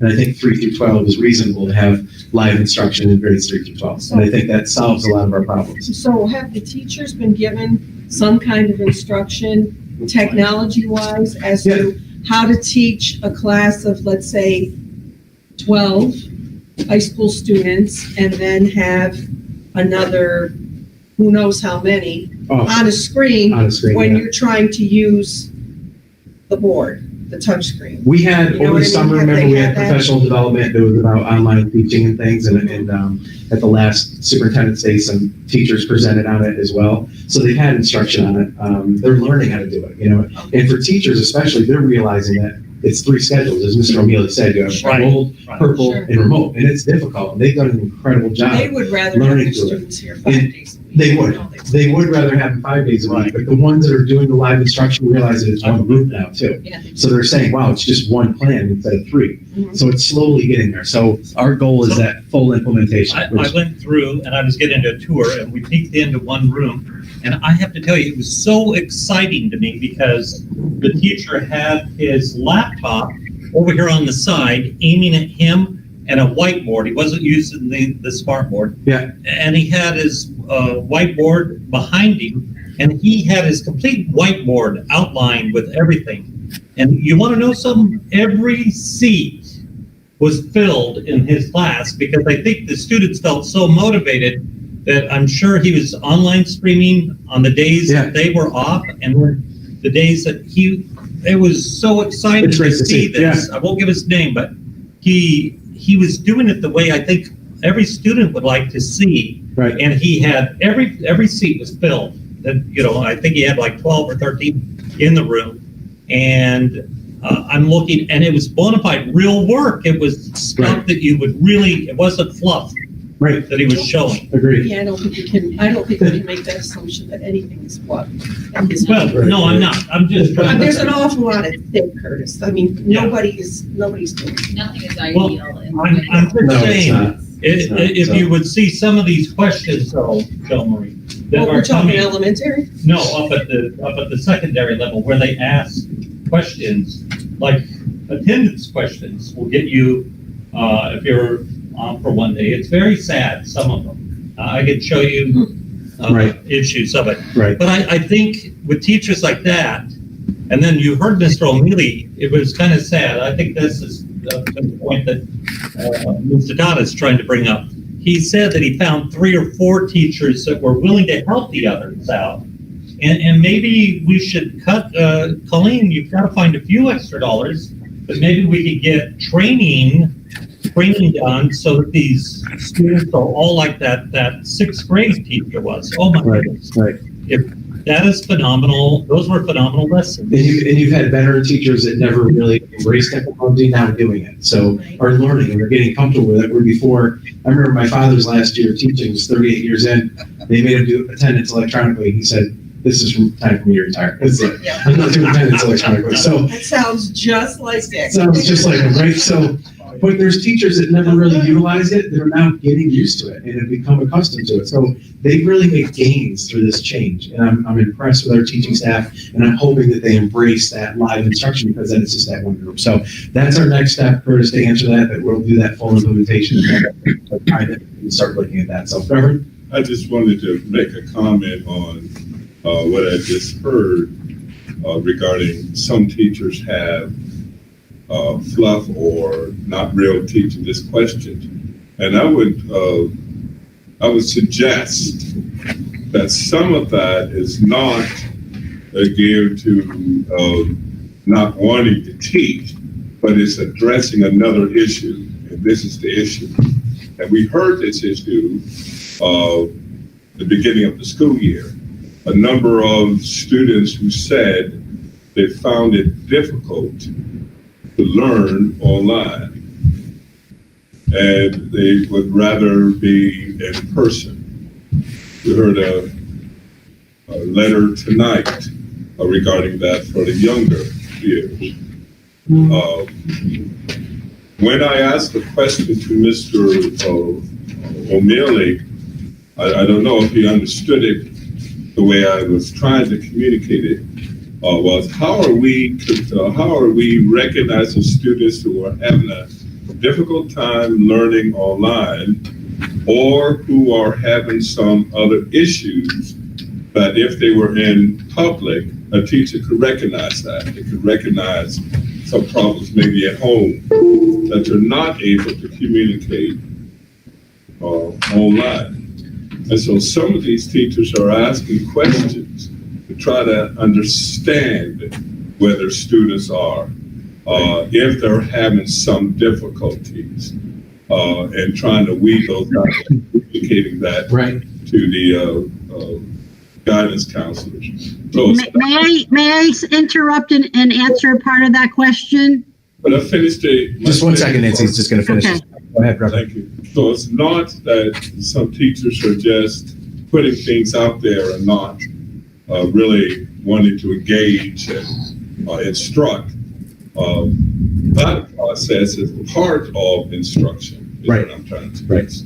Thank you for waiting. Yeah, certainly. And that's, sorry, Nancy, but that's part of what Mr. Wood talked about is that social emotional learning. Right. Teachers spend a lot of time at the beginning of the year just talking about emotions. How are you? Yes. And parents had heard that and questioned, well, when are they going to start learning? And the idea was we need to get to where they've been and get to their emotional side first before we do that. And so there was, the first couple of weeks, there was a good amount of time spent on that. So, and I think it was really important. So Nancy Rad, please go ahead.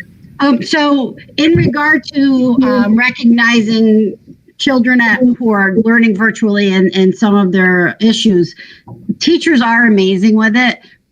There are several students who meet with their guidance counselor and or their social worker, and they let them know. We've done several, mainly middle school, because middle school kids have a lot more issues. It's that hormonal age stages, but they have reached out, and we do a lot of visits checking on their well-being. We brought policemen with us just to ensure that they were safe. We're working very closely with CPS, DSS, and our PINS officer, making these visits and checking with them. We know if there's an open case, please, can you go and verify that this child is safe? So teachers are the first point of contact. They're the first ones who recognize it, and they send that on to the people that need to step up and take a serious role in the well-being of our students. Thank you, Nancy. Yeah.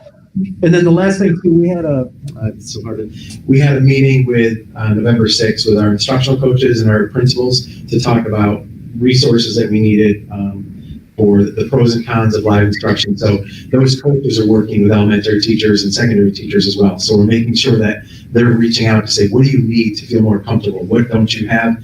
We found out there were some cameras missing, that certain teachers didn't have what they needed. So microphones, things like that. So we're making sure the infrastructure is there, that they have all the devices they need, and that they're comfortable, and if they need professional development, we're getting it to them. So we're kind of building that capacity and reaching out. So all that being said, I think I'm done unless there's other questions. So I appreciate your time. Good. Thank you. Colleen, you're up. I'm going to be very brief tonight. So Rich touched upon transportation. So really what you'll see in your board packet tonight, there is an emergency contract for the Upk group. So in the fact that you hear emergency, they call it an emergency contract because of the meal quantities that are being served right now. They are significantly lower. So the Upk group is experiencing some difficulties as far as maintaining their bottom line. So we did go through and negotiate new meal pricing to allow them to obviously maintain their operations. So we met them at breakfast rates. We're sitting at the same rate that we get reimbursed, so we're getting nothing on that. So typically in a given year, we get a $175,000 guaranteed return on our school lunch contract. In recognition of their distress, we settled on less than $5,000. So we are only going to get $5,000, if that, on coming back this year. We are trying to increase the meal participation rates with Upk Group by doing different programs. We're going to roll out the breakfast in the classrooms again at all the buildings, because that seems to increase the participation rates with the students. There will be large distributions on a Wednesday where students will get 5 to 7 meals to get them through the weekend and the entire week. That we're hoping to start that. I wanted to have it next Wednesday, but there's an issue with getting materials in, so we'll probably start the following week. But the biggest issue is, again, because of the quantity of meals being down and the way the program's running, we don't have the capacity of kids in the building. They're experiencing difficulty, so we worked with them, did the emergency contract, and that's why you see that in your packages tonight. So I just wanted to give a little background on that. We did have a little hiccup with them this week, which we worked out. We worked it out. Yes. This is one question. Yeah. I noticed on the sheet, item D, on section D, it says contractors shall furnish meals as ordered by the sponsor, but it also says meals served 7 days a week. That's correct. Yes, what's going to happen, as I mentioned, so each student comes in the building. So let's say you have purple students coming in Monday and Tuesday, so they're already getting their 2 meals. On Wednesdays, they can come up. We're going to have sites at the middle school. STA, we reach out to them and ask them if they would offer to help us with transporting. So they graciously agreed to transporting some of the meals. And then Abby Group, as part of our conversation with them, they're also going to provide a vehicle to do the transportation as well. So on Wednesdays, we'll have 3 sites with 3 ways of parents and students to get the meals. There'll be, Wednesday will be at the high school, and then there'll be 2 buses that'll be going to different parts in the city delivering the rest of the meals. So there'll be, it's essentially 5 days of meals. Call it bulk meals, right? Because Yeah, and so I learned very quickly with State Ed today that bulk meals has a variation. So if you have them integrated, separated, they're not considered bulk. But if you, so like milk. So if you have 7 containers of milk, individual containers of milk, if you provide them with a half a gallon, that's what they consider bulk. Yeah, so it's a meal delivery as far as the items, because by State Ed rules, you have to have pre-packaged or predetermined meals to meet the nutritions. But because of the current program, we had to apply for several waivers. There's So like I've been 7 waivers. I've been at other districts on these tours, and so that's what that means. They have all these bags laid out or set up. They look like an Aldi's take-home bag, and then they have a full loaf of bread on it. So is that what that is? So that's what they identify as bulk meals.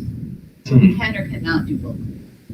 We applied for the bulk meal waiver. Gotcha. I've been working with SED today, and that's what we're going to be doing, because we do milk that way, and it's more efficient, obviously, because again, you have that storage process too, but we're also working on that as well. The person that eats 7 days a week, that's how they. The kids, well, every kid who comes up will get seven days worth of meal, or 5 or 7.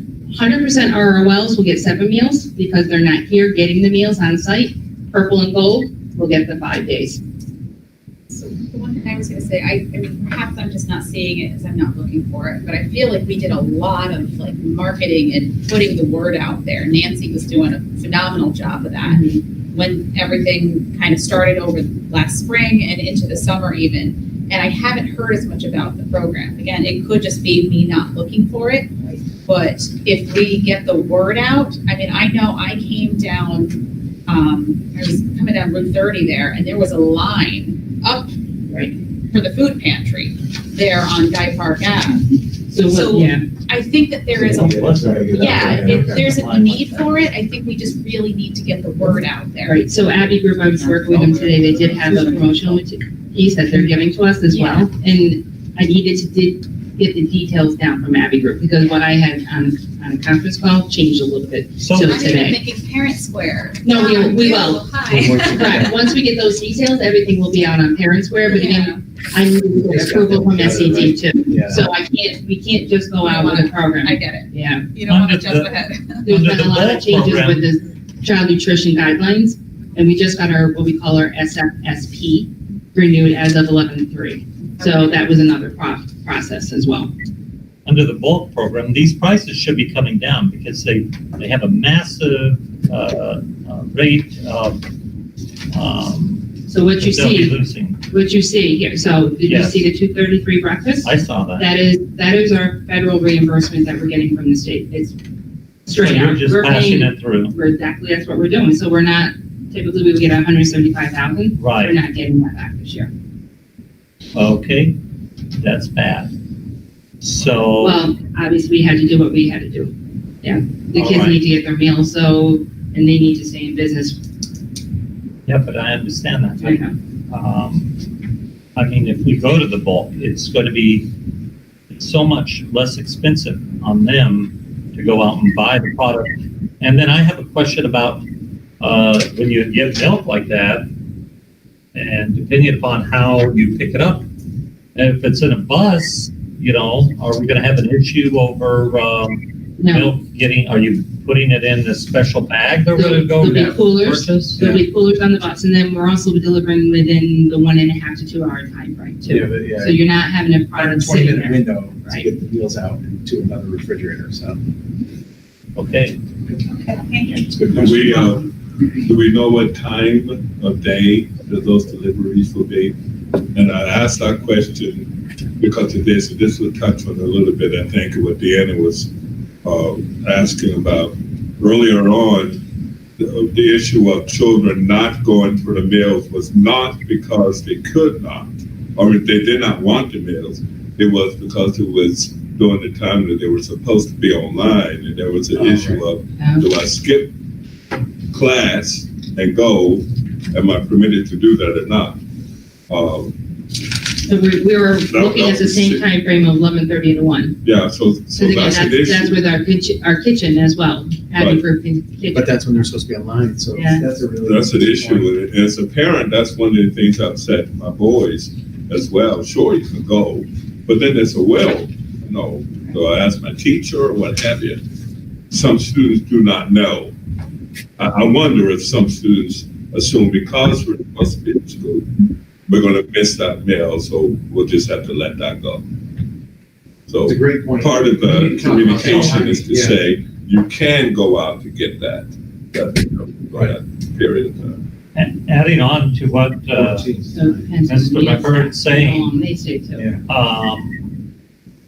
I remember during the summer, they would not have students come up and pick up the meals. And so I remember they were in the back of a bus that looked like one of our buses that they had opened the door on. And they had just a lot of lunches left over every day. And so where is the accountability on that? I know we have to be prepared for every student, but they're not all going up there. So Mr. Penninger, during those days, will be interesting to, I don't want to take my, but during the summer months when you saw the large amount of lunches that were not taken were during the time where we had the large food deliveries at different spots of the city where people came and got food, so the need wasn't as great then. That does not suggest that the need wasn't present for the summertime.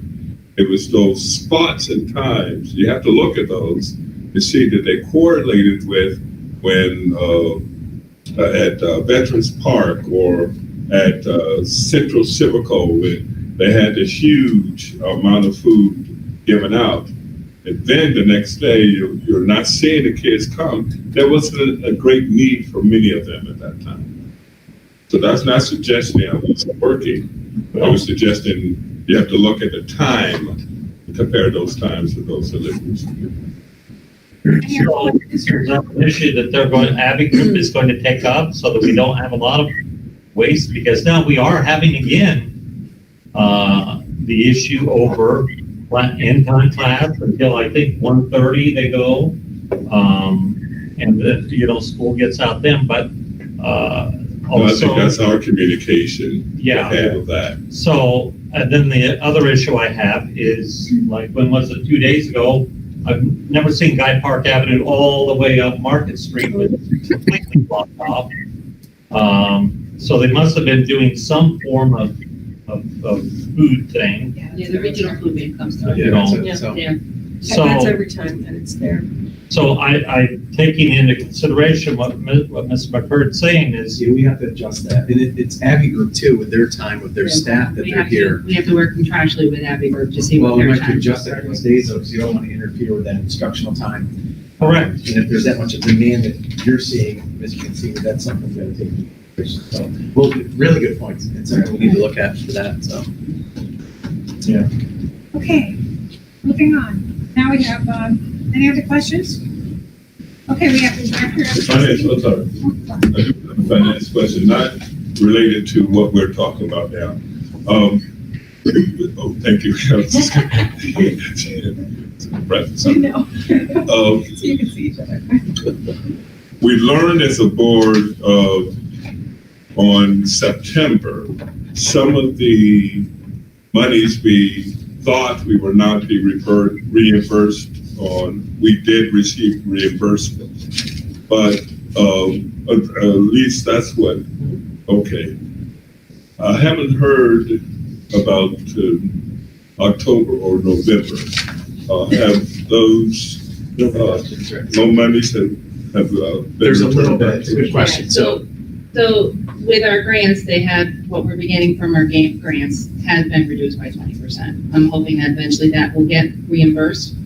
So last year's grants, like let's say 1920, when we submit our final cost reports, we're only getting 80% back of that. We're not getting the 20%. With New York State Aid, they did pay us their state aid, but what they did, and again, it's we're grateful that we got the money. There's that CARES Act, Year Act funding, which was $2-3 million.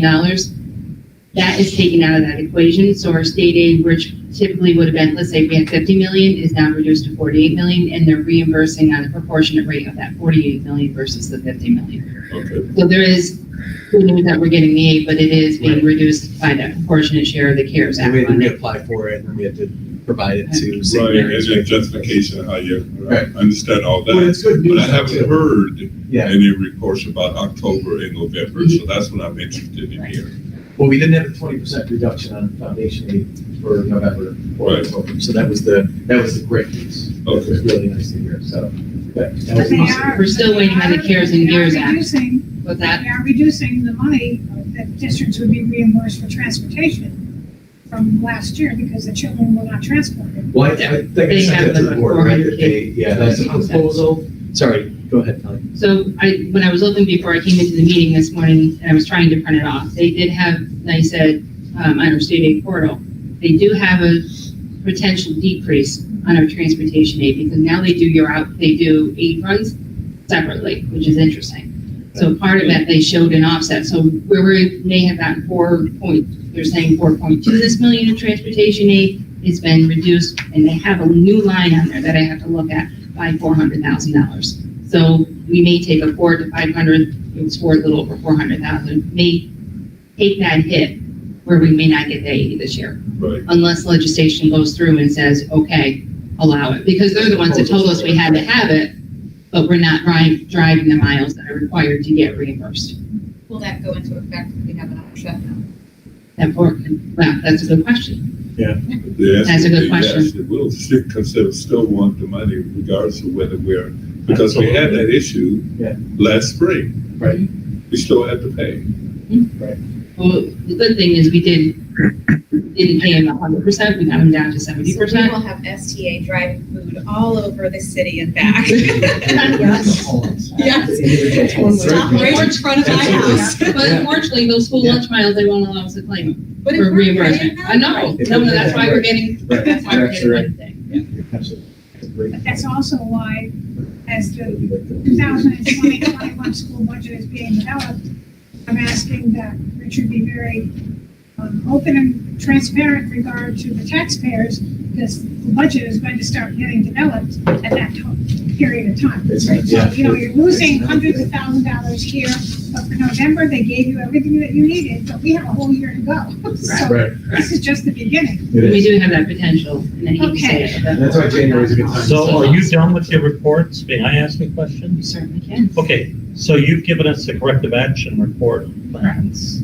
You gave the one for fiscal June 30th, 2019, Correct, and then June 30th, 2020. correct. So was the 2019 plan just for reference only to us, or why did we get a copy of that one? Because it needs to be board approved in order for us to submit it to SCD. Same thing with the 2019-20. Okay, so, which is this one here for the 2020? Correct. Okay, so we did use Kim Brumley then on the fiscal ending June 30th, 2019, correct? Because that was the 18-19 audit, right? All right, that's all I need on that. Thank you. Okay. Are we ready to go with Sandra? She doesn't need the mic. You don't need the mic. I'm here. So I wanted to go over our federal and state funding because it has slightly changed a little bit since the last time I presented, and I believe I presented this in August. Does everybody have a copy of my colored chart? I asked Lori to give it out today since I'm not there. Lori, were you able to give it out? Yep, everybody's got it, Sandra. Okay, so if you have the chart right in front of you, you can look at it and I'll go through it. So starting with Title I funding, back in August, we got $1,867,000. That's a federal grant. The purpose of that grant is to improve curriculum and instruction and increase staff. It affects 3,586 kids. We fund 18 AIS teachers, 2 E&L teachers, 1 full-time aide, and a .45 clerical. So since August till now, that funding remains the same. Thank God it hasn't decreased at all. Title II was $212,750. It's federal grant. Again, the purpose of that is to increase academic achievement of students by helping schools improve teacher and principal quality. It's basically for professional development. That affects 3,586 students. We fund a part-time teacher for that. We fund our instructional coach or our technology coach person, half-time on that. And we also fund a .25 clerical position. That funding remained the same since August, has not decreased. Title III, $38,988,000. That purpose of that money is for E&L students. It's to meet state academic standards for E&L students. It affects 237 students. We don't fund any teachers with that money, and we fund a .03 clerical. Again, that money, same amount of money, it has not decreased. Title IV, $158,582. Federal grant. It's basically money for enrichment for students. It affects 3,586 students, and we fund a .5 teacher. That's the other half of our technology coach person. And again, no support staff. We don't fund anybody for support staff on that. That money remains the same. It has not decreased. School improvement grant money. It was $550,000 back in August. It's a federal grant. It's funds allocated for CSI and CSI schools to meet our DSEP and SEP progress goals. It affects 2,702 students because it goes to 4 buildings. We fund 1 AIS teacher with that funding. That funding remains the same. However, that funding has not been approved yet, so we're waiting for state ed to approve that. So hopefully we'll get approved within the next few weeks. New money that's coming is actually our carryover money from SIG from last year. So last year we also received $550,000, but because we didn't use it all because of COVID, we had a remaining balance of $210,000. So that money is going to carry over for this year. However, that money is not available yet. We were waiting on that money. So again, it's going to affect the 2,702 students, but we don't know what we're going to use that money for yet because we have to apply for it. We can't apply for it until we get our SIG, our this year's SIG approved. Once this year's SIG is approved, then we can apply to have the other money carried over for this year. So hopefully soon I'll be talking to the building principals and we can decide what we want to spend the $210,000 on. And then lastly, we have our Upk grant funding. So originally our UPK funding was over $2 million, but because we delayed the opening of UPK, we had to prorate the funding for 129 days. So because we're starting on December 1st, we did lose about $500,000 in funding. So that funding is going down to $1,550,747. Again, the money's there to provide high quality education to our 3 and 4 year olds. To understand how many enrollment numbers we have this year for district-wide, there's 64 students in our UPK district-wide. Whispering Pines 4-year-old has about 23 students registered, and our Whispering Pines 3-year-old has about 47 students registered. We fund 4 classroom teachers with this money. We're going to be funding 1 music teacher, 2 librarians, a clerical, and 4 aides. Head Start decided not to contract with us this year because, again, our contract with them was going to be based on contingent upon money. So they need the money up front. We told them we can't pay them up front. We were only going to pay them when we get funding. So because of that, they decided not to contract with us this year. So that's why you don't see Head Start enrollment numbers on this sheet. So total this year for grant funding, we have $4,588,454. And then on a good note, I do want to say that our UPK program is ready to open up on December 1st. Our teachers are ready. They are in the process of getting their rooms ready. And we are providing UPK for 4 days a week because we do have low enrollment numbers. We won't have more than 12 students in a classroom. That's the reason why we can do 4 days a week. And that's it. Does anybody have any questions? So on the UPK, even though it originally was over $2 million, has that been funded? The $1,550,747?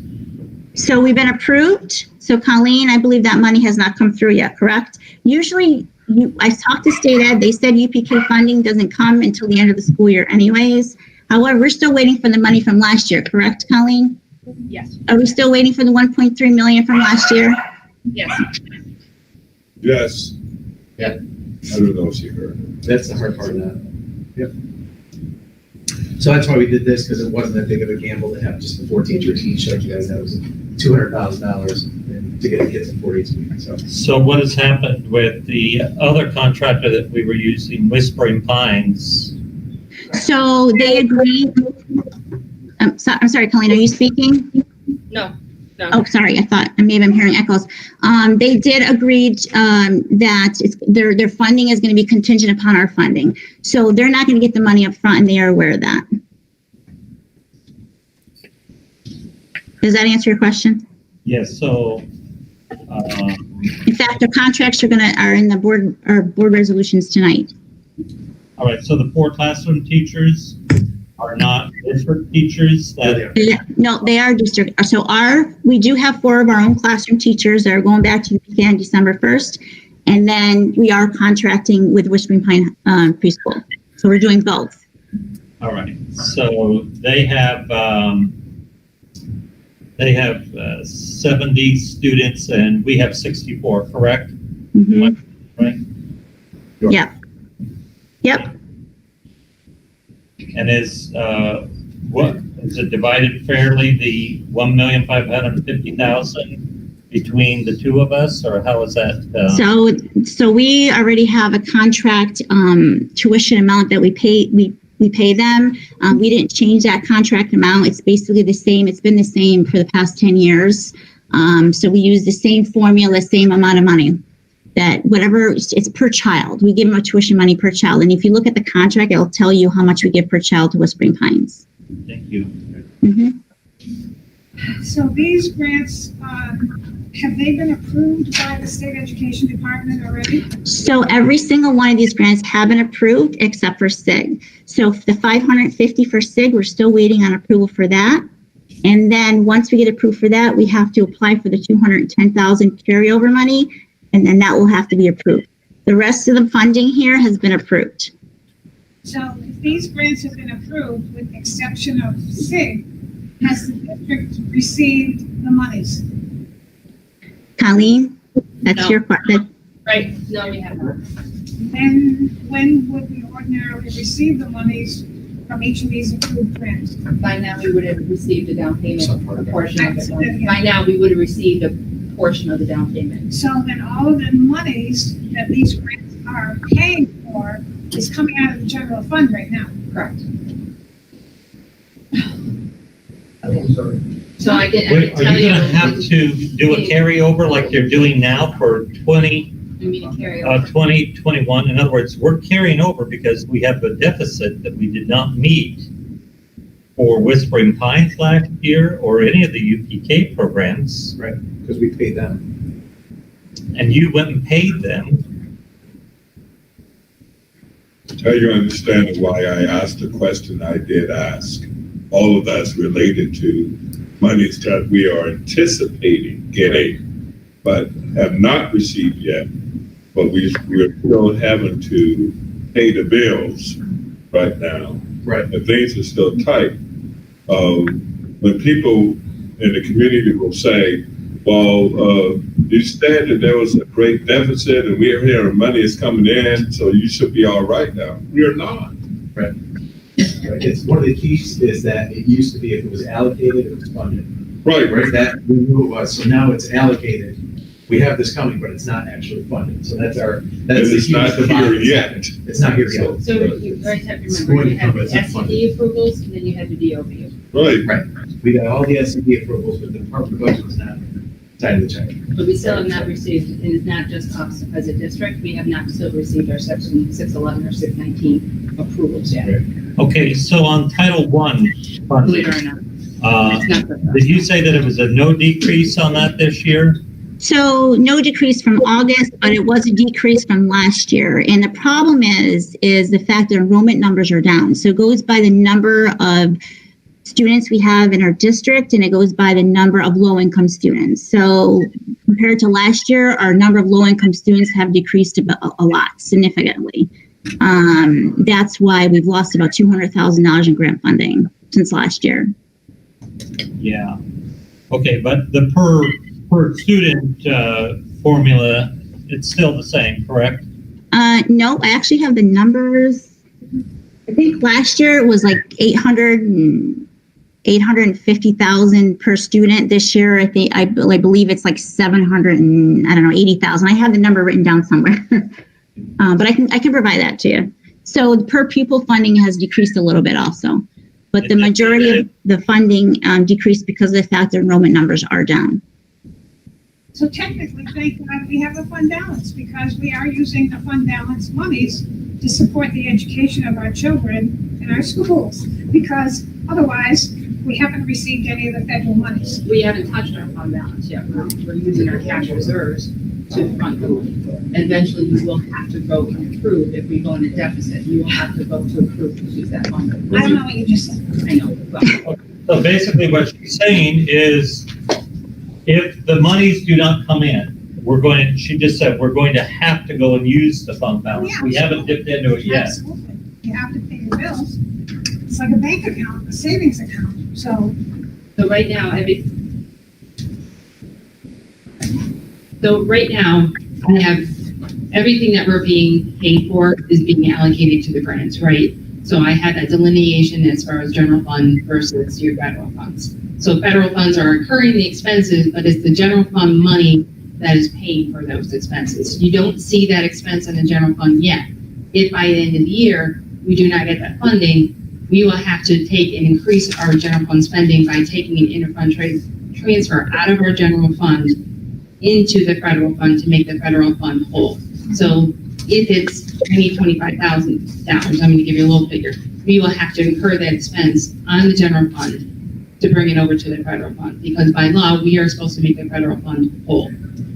So in reality, if we never get the funding from UPK, it'll be a $1.3 million hit on the general fund this year, only because by accounting standards, you cannot hold an accounts receivable over a year. If you think it's not a valid debt, you have to write that off. okay, but that doesn't count all the expenses that were just incurred due to the COVID pandemic. Is that Correct. correct? And on top of that, how could you allow us, how could you not say anything to the superintendent? They're trying to give stipends. I see it's craziness. We're giving a $2,000. We just increased this fellow. And by the way, it was brought up to us before about a $2,000 increase for someone. And now all of a sudden, we're being pushed through again. Another 2,000 here, another 2,000, 2,000 there. We've got a thing that really, when we get around to talking to it, I'm going to ask Mr. Misick if this is even legal, or we ought to go to our attorneys and ask. We've got CSEA and they're approving this position, and they're going to give a stipend of additional $2,000. How are you approving stuff like this, knowing that we have got financial times where we may have to go? Are you talking about the MOAs? Got my Yes. Yeah. Yes. I can say something. Yes. How is this happening? I have no control over that. We're not there yet. Oh, Curtis? Right. I don't. Just as a point of clarification, Colleen is not approving that. Yeah, but she knows where the money's at, Mr. McBird. She Could I sees the finish? money. Yes, go right ahead. The board I can approves recommend, but I that cannot. or not approve that. I can. And so when we have resolutions before us, it is the board's prerogative to respond to that. In the past, And I'll be interested in knowing if this is the case or not. And I'm not asking Colleen to respond to this, but whenever the board has been presented with figures that are based upon financial disbursement of stipends, we look at the budget and see if we have money to cover that. The board has never been faced with a figure that, or a stipend or a suggestion where we didn't have the money for it, but it's up to the board to approve or disapprove. So when you say, how can the business manager approve it? The business manager hasn't approved anything. Once a resolution for the board, it is the board that votes yes or no. And that's why there are resolutions. Mr. McCurd. Reverend McCurd, that's my first name. Mr. McCurd, this here is a definite agreement that has taken place between the superintendent and the CS. They've already discussed it. I'm asking, why was not the our finance person in trying to discuss, because it's an administrative. We do not administrate. We just approve what's given to us. I'm asking her why a discussion did not take place ahead of time, trying to curtail something like this where we would have to go and decide. They've already gone there. I've got a memorandum of agreement here that was signed just last month, and it's already been signed. That it's for a $3,000. Oh, that's but contractual. You have to pay that teacher. I understand that. I understand. Yeah, that's, Okay. that's So, taking extra period. yeah, but that's this one is not. This one is not. And I'm Okay. still wondering how legal this is, because it's opening us up to a liability of having MOAs where we could go in and pick an individual person and, you know, in other words, if we wanted to raise Lori's salary under an MOA, we could go and do it rather than through the contractual annual, you know, whenever we do the CSEA's annual, or, you know, I don't know, every 4 years, 3-year contract. And here's another one where, again, it was discussed with them already for $2,000 for a stipend to them. These things are happening before they even get to us for approval. Of course, you don't need to lecture me on what we do for an approval. I'm not lecturing you on There is a anything, resolution. Mr. Penninger. I'm trying to answer your question. Okay, my question is these are administrative issues. We're not doing a day-to-day thing. But Colleen is sitting in the finance chair, and she's looking at the exponential cost of not just that 2,000, but exponentially, what is that going to cost us? You're asking her to throw up the red flag. Right, throw the red flag up. Why didn't you throw the red flag up? We need to pay for UPK programs. We're having to pay extra for all of the COVID items. It's just upsetting for us to see Unless that I'm they're doing missing this. something, I think the flag has been up. Just the school said we knew about how tight things are going to be. We are asked to consider some things and we vote on those things. This is not a lecture from Mr. McCurd or Reverend McCurd. Correct. It is just saying what the responsibility of board members are.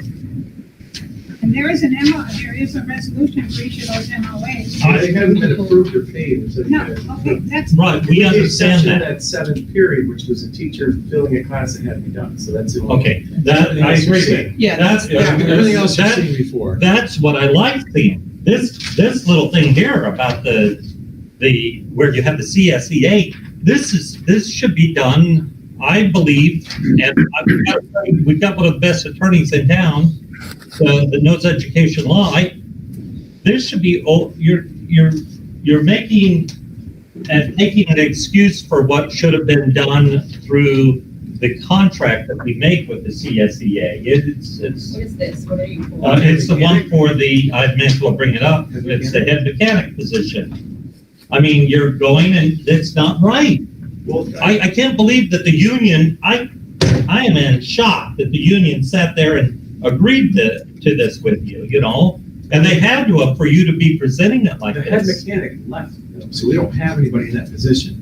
I understand On our that. buses, so that's why it's not an additional position, it's replacing somebody that. So stipend, Contracting essentially, or? It's a current mechanic who we have on salary. and you're putting a stipend through, it spells out Right, stipend. Are we gonna put a precedent in place that we have, that we could just through MOAs go and negotiate individuals? In that case, why doesn't Sandra come up and do an MOA? Why don't we have a social studies teacher do this? When you set a precedence like this, it's a bad thing. Why do we take one person over another? That's We're wrong. not creating a new position. We had the head I mechanic understand left. that. I So this is understand somebody that. filling that position, to be head mechanic for our buses, so it's not, I understand that, okay? but, okay. So the issue is you're all of a sudden, you're giving out stipends that, and really, the CSEA did not question you at all on this when you brought it up? Hasn't been an issue with it, but we can You're more certainly pull up. concerned with what the future effects of Correct. this are. than And not only on, specific just on issues. this, but we will be setting a precedence. We will be setting a precedence. I understand your perspective. And so All I would say. and I agree with you, brother. I honestly feel, I know what you were saying, but I'm trying to say, it's Colleen. Go ahead, sorry. Not me, whereas I'm just not put that out there. No. We have the prerogative to vote yes or no. Yeah. Right, So I I understand that. understand your frustration. Should have been sent to us, though. That's bad administrating. Let me ask this. Sure. Mr. I sent it Bernie, to you guys. what other ways could we compensate this gentleman who appears to be stepping up and stepping into a position Right. where he is taking on additional responsibilities? Is that safe to assume that that's what He's this taking is on for? additional responsibility. So how do we give him, how do we approach this without setting a precedence that's going to affect things down the line? Right. It's something we can discuss. I mean, it's a position that we paid for previously to step Yeah. up, so. what Can he more fill of it that do you give him? position? It's not additional fund. It's what, Sandra? It's not an additional funding. He's taking over a supervisory position that somebody else had. So he's stepping up. So we're not spending extra money. It's a position that it was there before, and he's stepping up, taking that spot. It's not costing us any money. It's replacing somebody who already had the job. So do we instead give him that title? Is that the better route? I think this was the cheaper route. We took the cheaper route by giving him an MOA and giving him a 2,000 stipend. If we took the other route, it probably would have cost us more money. Gotcha. Right, so we're Okay. being fiscally responsible. Exactly. Yes. Salary that the person is making. So, okay. All right. I'm so, still, no, But your point is well taken. I understand, but you're Understandable where setting you're the coming precedence. It's wrong. You should do a civil But service. it's You should very go in. helpful when something is explained to us if we don't take it for face value. So, I mean, it's good to ask a question, and it also makes people more accountable in regard to what is the anticipation that is going to bring. And if we don't know the answer, we have to ask the questions. If you ask the question and you get the answer, you understand, is it more economical? Is it more efficient? Yeah. Yes. It's cheaper. Yes. We're saving money. Yes, this is not new information. Okay. Somebody was in that position and left, so they need to fill it because Yeah. it's in the middle of a. So they filled it within. So they gave the gentleman a stipend because he was filling the position without getting paid, and we didn't hire an additional person for it. So he's just getting a $2,000 stipend. We're actually saving money by giving him a stipend rather than hiring a whole new person. Why would the union agree with that? Dr. Bush, is this a civil service position that he's going into? I don't know. Is this a civil service position that he's going into, Sandy? No, he's already in a civil service position. So he's just got an extra stipend for Is the head, picking up the duties of the other person who retired. is So the, this is based Summers who actually took a job in Mayfield. He's the one who had the position before. Okay, and was he in a civil service position as I head? believe so, yes. Yes, I believe so. Hiring Mr. Or whoever the head mechanic is, right? Why didn't we move them into the civil service position? Why would the union not qualify that? That is a civil service slot, the head mechanic. Why are we doing it with this patching like this? Oh, look, we're saving a little bit of money.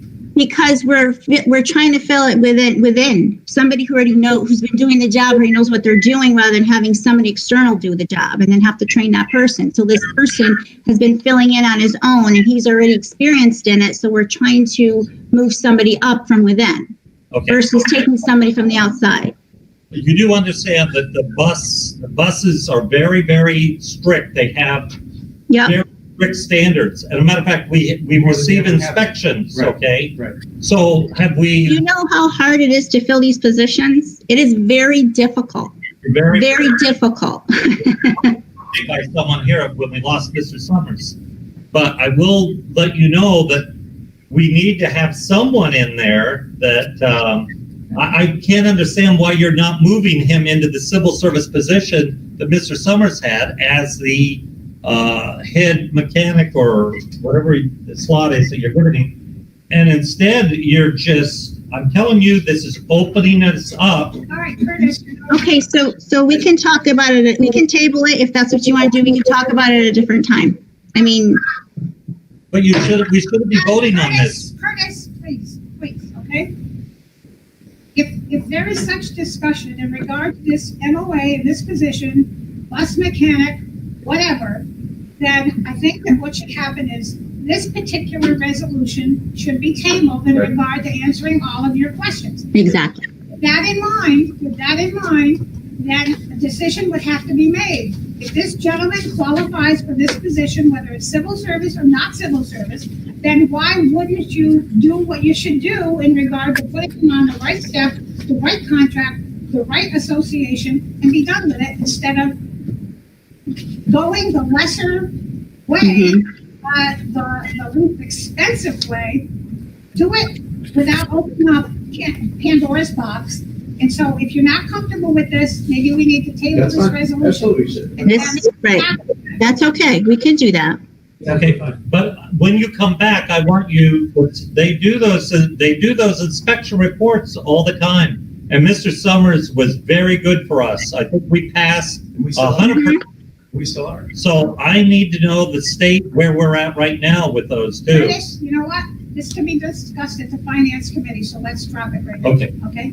I think that that's resolution 226. Are you going to table that? What? I would suggest just to withdraw the resolution. What's he saying? He said he would suggest to withdraw the resolution. Okay. That would be from him. Withdraw it. Yeah. So resolution 226 is withdrawn. Okay. And that could be discussed. That's an item for the finance committee as well. Christine, you're on. Hi there. So I do have, I won't take as much time as maybe others have. On a positive, I know we talked earlier, I think Mr. Verdi talked about parent conferences and participation rates. And I think I've said this previously, I know I have, that we've talked about how all CSE meetings are virtual now. And we've had an increase in attendance. We've seen about a 70 to 75% parent attendance, parents' participation, which is great. We had elementary meetings yesterday. We had 8 meetings, all 8 parents participated, which is huge for us. So I definitely think, as we look at this process and certainly look at the future, it seems to be more endearing and more conducive for a lot of parents. So I think certainly we'll continue with doing that. So that's very positive. As far as communication with parents, we are looking at putting out a quarterly newsletter. I wanted to do it last year, but I'll be honest, it kind of got away from me. So we are looking at putting out a newsletter.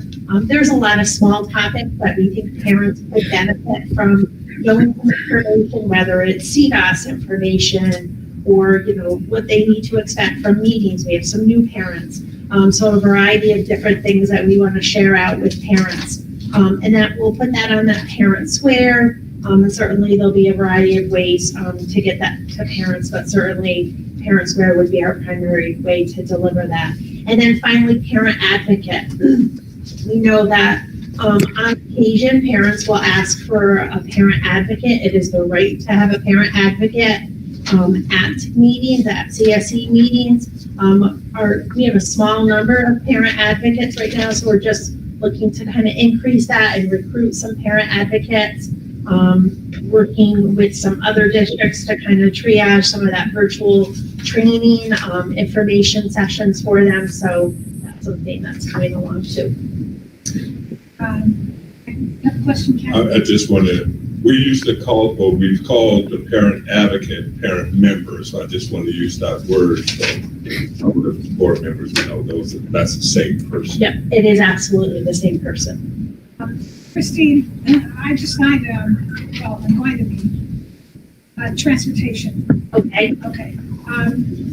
It goes from November 30th until December 29th. What's that all about?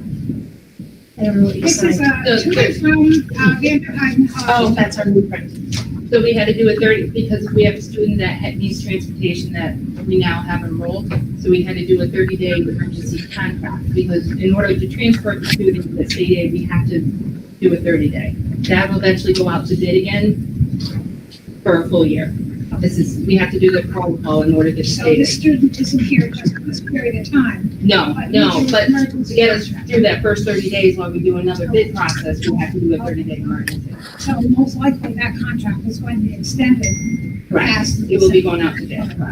I just have one more question. Sure. In the packet that we received, we have a first grade child classified as autistic going to Wildwood. We don't have an autistic program here that would accommodate that child's needs. It depends. Yeah, again, the classroom, the autism room is K2. So, depending on the age of that child, they may or may not qualify. They also may or may not be appropriate, given their needs may be higher than we can accommodate. So at Wildwood, while it's an all-inclusive program, there are many things that they can do there that we can't do. Certainly. What's the ratio is the autism program at Curie? At Curie, it's 612.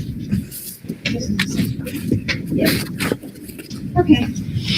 Any other questions for Christine?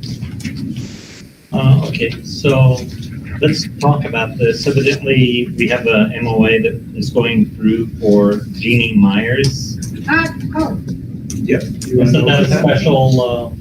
We could talk about it. Okay, so I can tell you what it they're was. not wanting to do a reduction in force of that position. Now, I've noticed that you put the speech teacher, I believe, yeah, and now you've added on Barkley and there's no problem with that? They don't have a problem with that? The union agreed to it. That's the MOA. So it was Jeannie Myers retired, but didn't fill the Right. position. Katie Wayne took it on by taking on the extra classes because she wasn't fully subscribed for her course load. So the union signed off, so we saved an entire position by doing that. Okay. That's at MOA, so there's no cost, there's actually savings. Right, I understand. Right, okay. I just Okay, wanna make but sure. it looks like they want to hold open that position for 21-22, is that correct?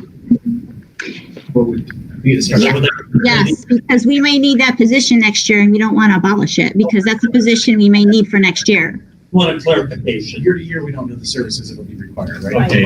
And again, just thinking, how services, we have some flexibility Right. for services that makes it look a little bit different. So it's right now, looking at the picture right now. Okay, great. And then on the MOA, Myers is spelled incorrectly. It should be MEYERS. Which resolution is that? Questions for Christine? Okay, moving on. Nancy. Hi, everyone. So mine's very, very brief. I just wanted to share with you the Parent Square data. It's really exciting because every Monday morning I get a notification from Parent Square with the previous week's information. So we have 3,691 students registered in the school district. And out of that, all those students, we only have 72 families that are not receiving information yet. So that's huge. So 97% are getting information, and we are working to fix the other 3% to get to 100%. We're pretty excited about that. Another really awesome feature that they share with me is how many posts, how many private messages have been sent out. I'm just scrolling my iPad for this. So direct messages from teachers to parents, individual parents, we've sent, since we started a month ago, 17,177 messages. I think is pretty awesome. And then I'm trying to think how we can do this. I can do this in a way to encourage more teacher postings, but I get the top 5 authors of the week sent to me. And of course, Mr. Notzel will always be number 1 because that's his job. But we have 2 teachers from McNulty and 2 teachers from Berkeley who have been posting between 28 to 17 posts every week. So that's pretty awesome. Our highest posting schools are both McNulty and Berkeley. So I want to give a shout out to them. They're really reaching out. They've embraced it. I'm getting a lot of good feedback from parents. It's taking a little while for the learning curve. We've started to shut down Dojo and Remind and other services that had been used in the past to sort of force the hand of everyone to participate, and it's working. So I hope you guys have been receiving posts from us on Parent Square. And you can write to each other privately. No one else can see them but the board because you have your own school. But I'm very excited about that. Now, the other piece I'd like to talk to you about tonight is we're in that holiday season, and we have amazing people in our community. Thanksgiving, we've received donated meals. 62 have been sent for Lynch families that have other siblings in other buildings. And I have received 30 meals to distribute for kids in the elementary schools. So that's huge. We're so thankful. Beechnut came through with some amazing stuff for us. The Masons, Masonic Temple has helped us. And then Mr. Carpenter, and he has a whole crew of people that compile family meals for us as well. And as we head into Christmas season, we are learning that, well, we suspected this would happen. We have a larger number of families who are in need due to the pandemic and not being able to work. So I'm compiling lists of children who need gifts and getting that together. And MVP is providing us with coats again. So we'll have coats to give out, brand new coats that come from lodges in Albany. And we're just so thankful for all of these people who step up and help our community. That's all I got for you tonight. Thank you, Nancy. Great job. Happy Thanksgiving to you all. Thank you. You too. All right, Board of Education Committees. Curtis, do you have anything on audit? No, other than we may be having a meeting coming up in December. And I'll go over that with you for the audit committee. Board policies, each of you received in your packet a new revised sexual harassment. I'm going to ask that Deanna and Kent review it, and the next time we come back to the meeting in December, we'll decide if we're going to go with the BoCEs or continue to modify ours and keep what we have. Finance Committee, the last time we met, was there anything in particular, Colleen, that came out at the table on that last meeting? No, well, we discussed budget transfers that, obviously we have to keep an eye on how many budget transfers we do because we are doing a large amount of them because of the nature of the business. It was a pretty quick. Yeah, it was a quick one. Meeting, yeah. Obviously, as we move forward, there'll be more things to discuss budget-wise, right? We talked about projections, we talked about starting the budget process earlier than normal this year. Right. That was about it, just, Address January. Okay. yeah, the January state of the district State of the- address, we'll address that. figures for that, projections, so. Yep. I think from some of the discussion tonight, it's very apparent that that January state of the school district Yeah. is very important. Absolutely. Good. Thank you. Probably best to look at your-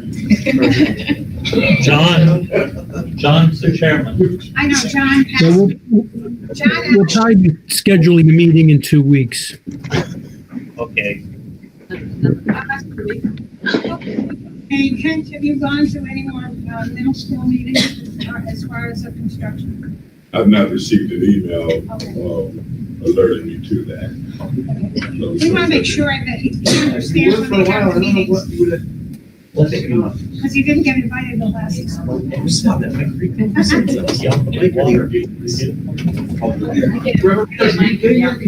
I don't actually get. No, Nellie was telling me, Dr. Bush was telling me about Just know they're those.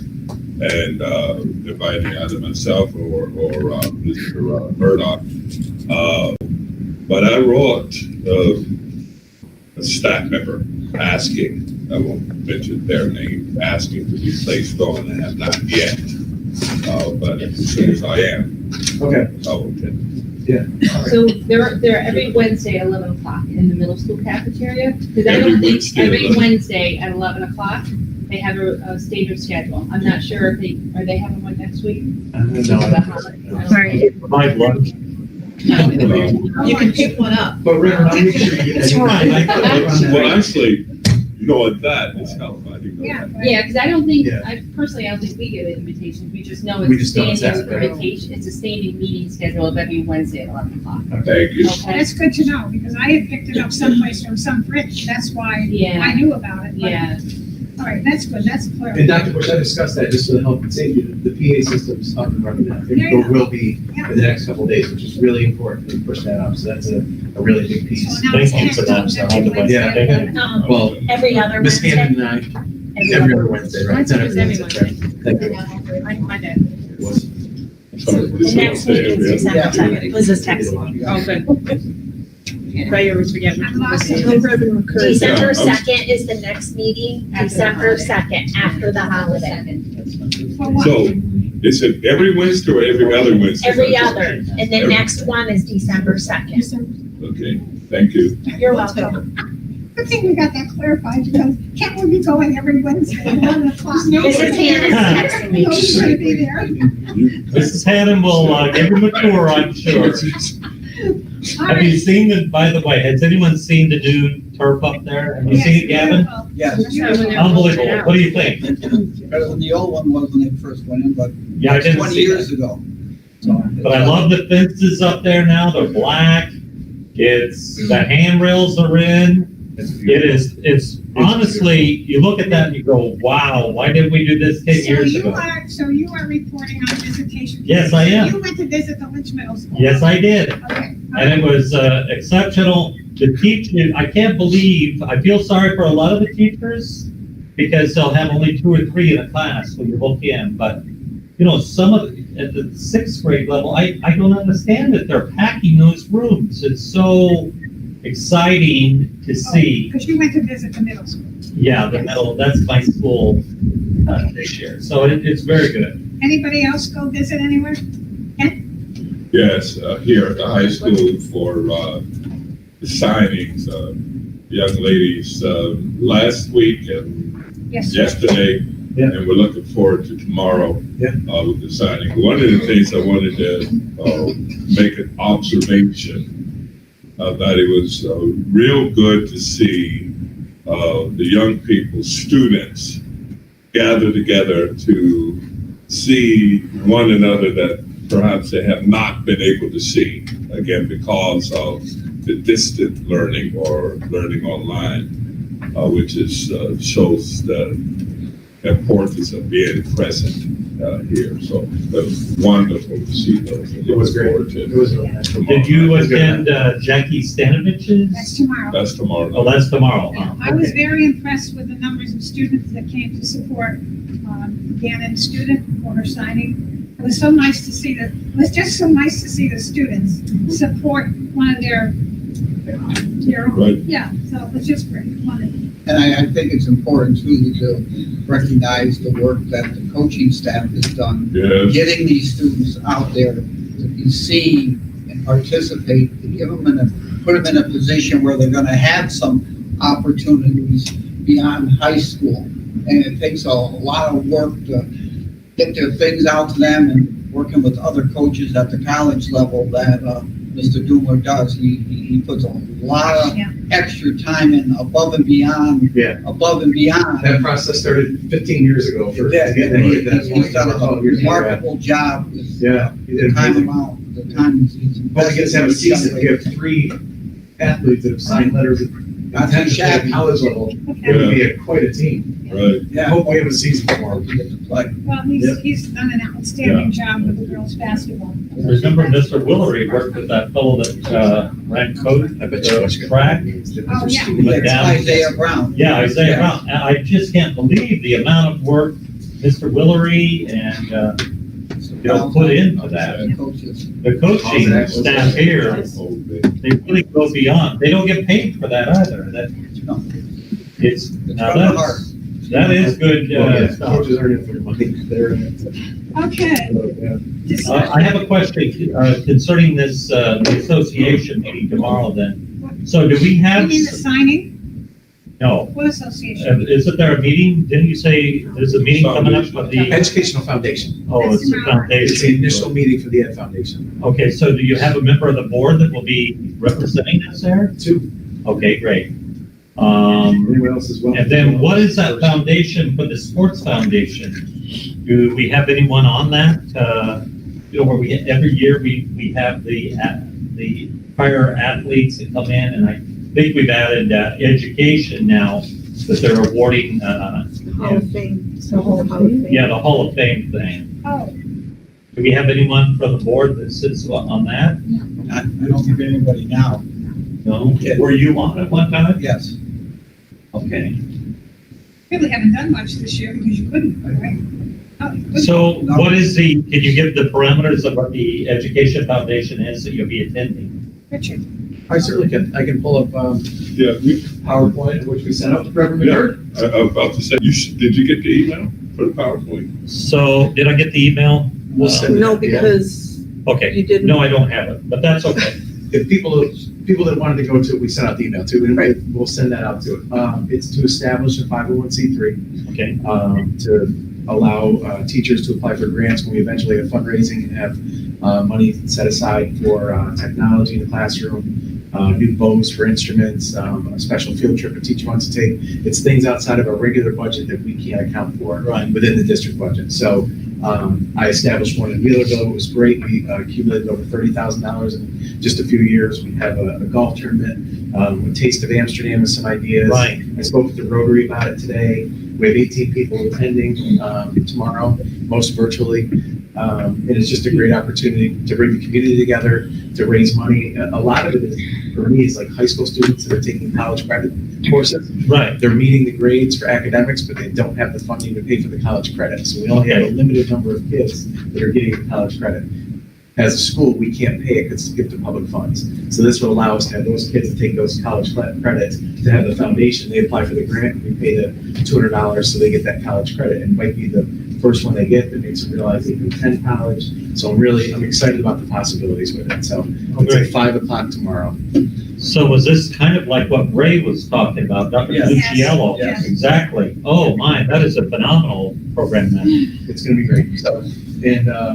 So we have no money to start with. Okay. So it's okay. And Reverend McGirt, heavy forever. so we have to pay a filing fee with the IRS, Correct. the Department of State. So that's the first donation, is I'm paying all those fees for it to get it rolling. You will And be then doing that. I will do it. And then once we have But it, it's not tax deductible now. You do not until it's understand that. 501c3. That's okay. Correct. And it will. I'm thrilled to be able to do it. I think Okay, it'll be really thank great for our community. So, yeah. And I can send the PowerPoint out to everybody. Yeah, that would be nice. That'd be good. Today, when I presented it, I let them copies. I'm hoping we get some of their support. Okay.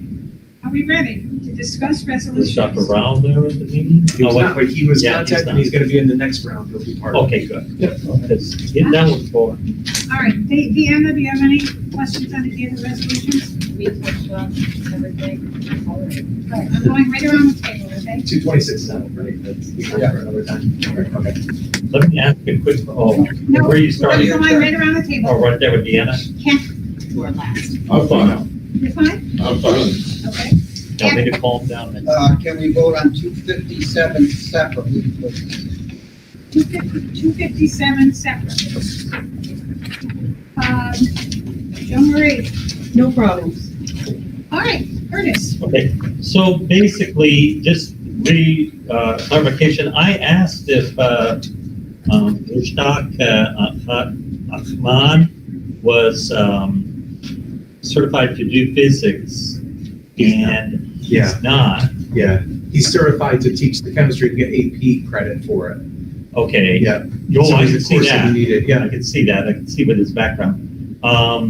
So that brings up another question with his step 13. Remember we had this discussion about the retirements and how much the retirements we were going to be losing or gaining. So I don't have the numbers in front of me, but is this a net by hiring him? Actually, we should have hired him anyways, even if it didn't matter. We should have put him on staff, okay? Right. There was so still I'll just savings. table that question. We bumped him up a little bit. Ms. Yeah. Pelkowski, Sandra, I think you can speak to that. We still have the salary, but So we bumped him up by his experience. It is very difficult to find science teachers. It is very difficult to find sped teachers. So we had to give him all his experience. We had to put him on his step to step because we had to give him all his experience. I mean, yeah, it is so difficult to find certified science teachers. right. Our projected savings was on step 9 or 10, I think. So it was a little above. Right? Okay. I think what our projected was on step. I mean, I'm pretty sure we're still ahead from, because I believe he's Sharon Trover, right? Yeah.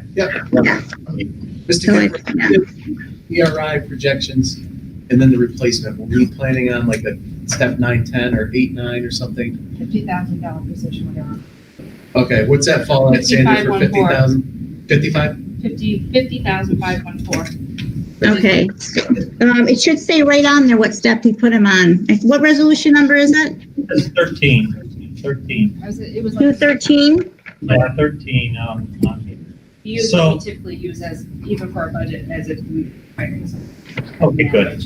All right, let's Yeah, move we're on. within budget for sure. All right, good job. We'll move on. So the Abbey Group, you feel comfortable with with that financial under the emergency monies, right? Yep. Yeah. Okay.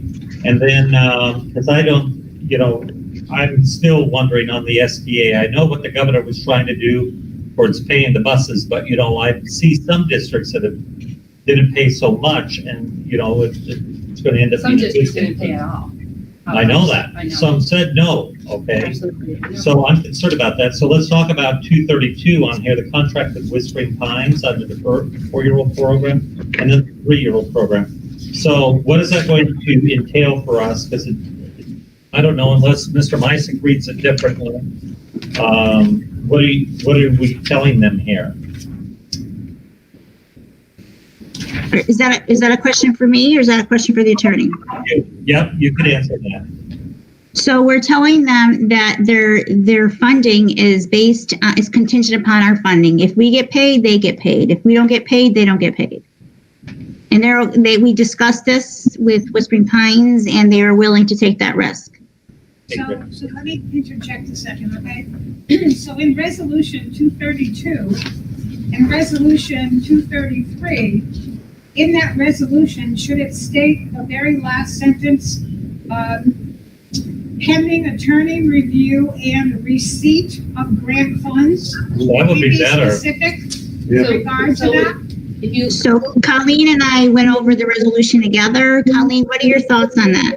So if you look at the actual contract, we put a clause in there that basically, it really defines that they will not get paid until we received 2021 funding. I know, I read that. Oh. What I'm saying Oh. is, that's the contract. Yeah, In the but- resolution? Yeah, You're the just saying- resolution should coincide, that's why I bring it up. Yeah, receipt of the grant That's for the fine. resolution. But, Mr. Mysick, wouldn't you agree with that? Because I don't see it in there, that's why I asked you.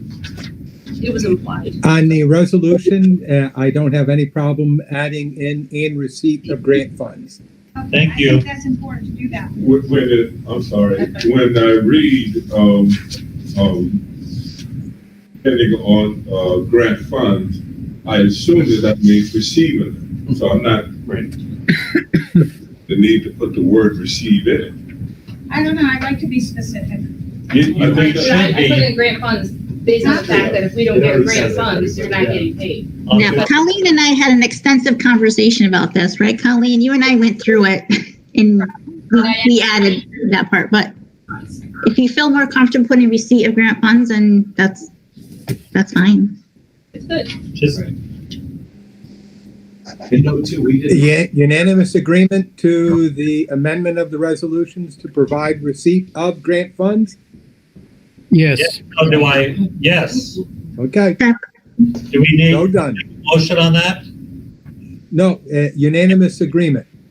Just insert the language in the resolutions, Lori, please. Yes. Is that unanimous? Unanimous, it need not be unanimous, it need for a vote. Mr. McCurd has informed us that we do not need to make it unanimous. It has to be a majority vote, Mr. Mysick. The only thing is, with unanimous, you don't need a roll call vote to amend it. With a non-unanimous, you would need a motion to amend the resolution, then vote on the amendment if it passes. That's all. I mean, what is? It does say grant funds, and the contract says expressly contingent upon the availability of state funding for the program. So I think it's there, regardless of whether you have the language of receipt of funds in the resolution or not, because the contract more or less controls it. So Would it hurt if we put it in there, though, Mr. Mysick? Because if we go, Doesn't hurt. we have a high probability that we may go to litigation, on site, issues. And if our resolution from the board does not include that, there's But no the information here. contract would more control than the resolution. Okay, I understand that. fine. So the contract really holds the most weight, right? And it's in the contract? Yes. Okay, all right, so let that be. All right, my So other question. I'm sorry, just for clarification, are we adding or not adding? No. No, okay. No. Okay. Not adding. My other question, I'm sure you're gonna get the, I think it's 220 with the equipment. So I'm going to assume that this equipment that is listed on 2 pages cannot be saved, it's broken, destroyed. You can't use parts to fix whatever, if that's there. So that's fine. These, the disposal of obsolete equipment. I'm going to assume that nothing can be salvaged, nothing can be fixed, they're totally There are items destroyed. that have been repaired many times and salvaged for as many parts. And obviously, some of them have ended their useful life because they can no longer sustain new technology either. And we would, like, every time we do these, we do auction them off, we put them out. And there are some people that will buy them, believe it or not. I just wanted to ask that question, just to be sure. Any other comments, questions about Dr. Bush?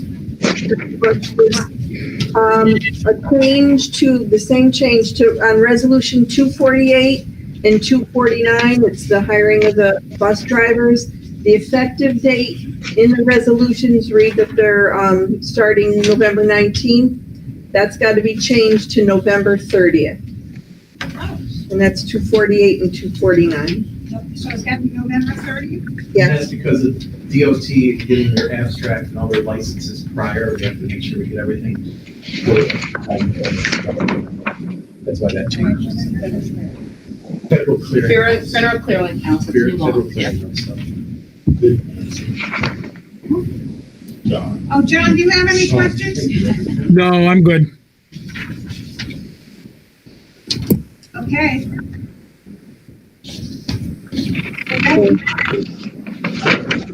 If you are ready, I guess we're ready.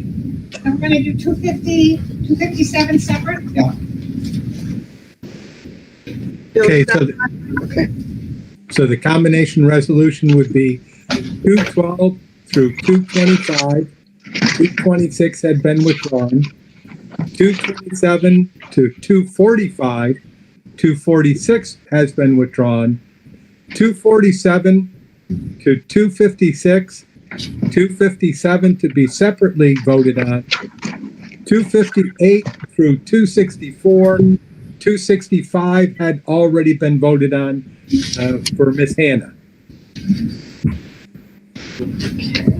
Could I have a sponsor? And the resolution for the Board of Education entering into executive session to discuss work history of particular persons and issues pertaining to current litigation regarding an educational issue with a student is 256.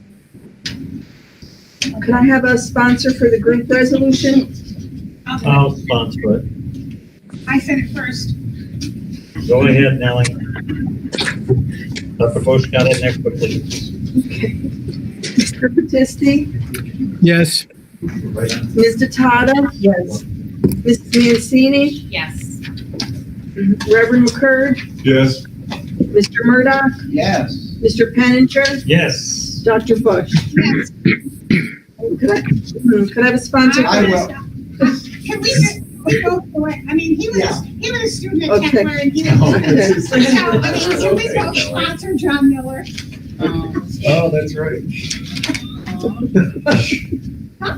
We'll sponsor. Okay. Mr. Battisti? So who's sponsoring it? Dr. Bush and Mr. Murdoch. I don't think that's allowed. Mr. Mike, you check into the rules. Then go as far as age and I'm. I was gonna say if it's Dr. Bush, I'll vote yes. If it's Gavin, Oh, Gavin. So my vote is yes. Okay. Ms. Datata? Yes. Mrs. Mancini? Yes. Reverend McCurd? Yes. Mr. Murdoch? Yes. Mr. Penninger? And this is for the Mr. Miller vote? Yes. Yes. Dr. Bush? Yes. With pleasure.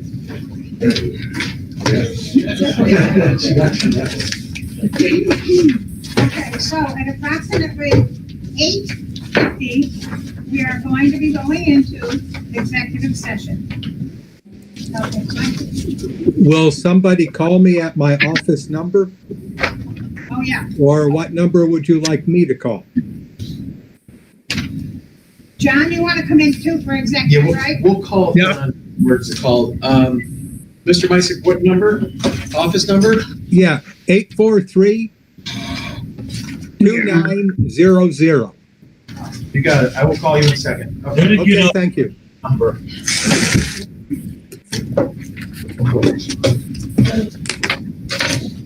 You are here. This, I'm getting with excitement. I said I'm getting with excitement. Yeah. After what's your time? When the tape says you don't need to. Thank you. No, I don't. No, I think we're gonna let you keep the gavel. I think you might need it. Did you bring those into him, by the way? I'm distributing my paperwork now. Did you bring these in? No, I don't know. No, I didn't. Where'd you get these from? Yeah. Where'd you get these from? Oh, the Panera's, I wondered.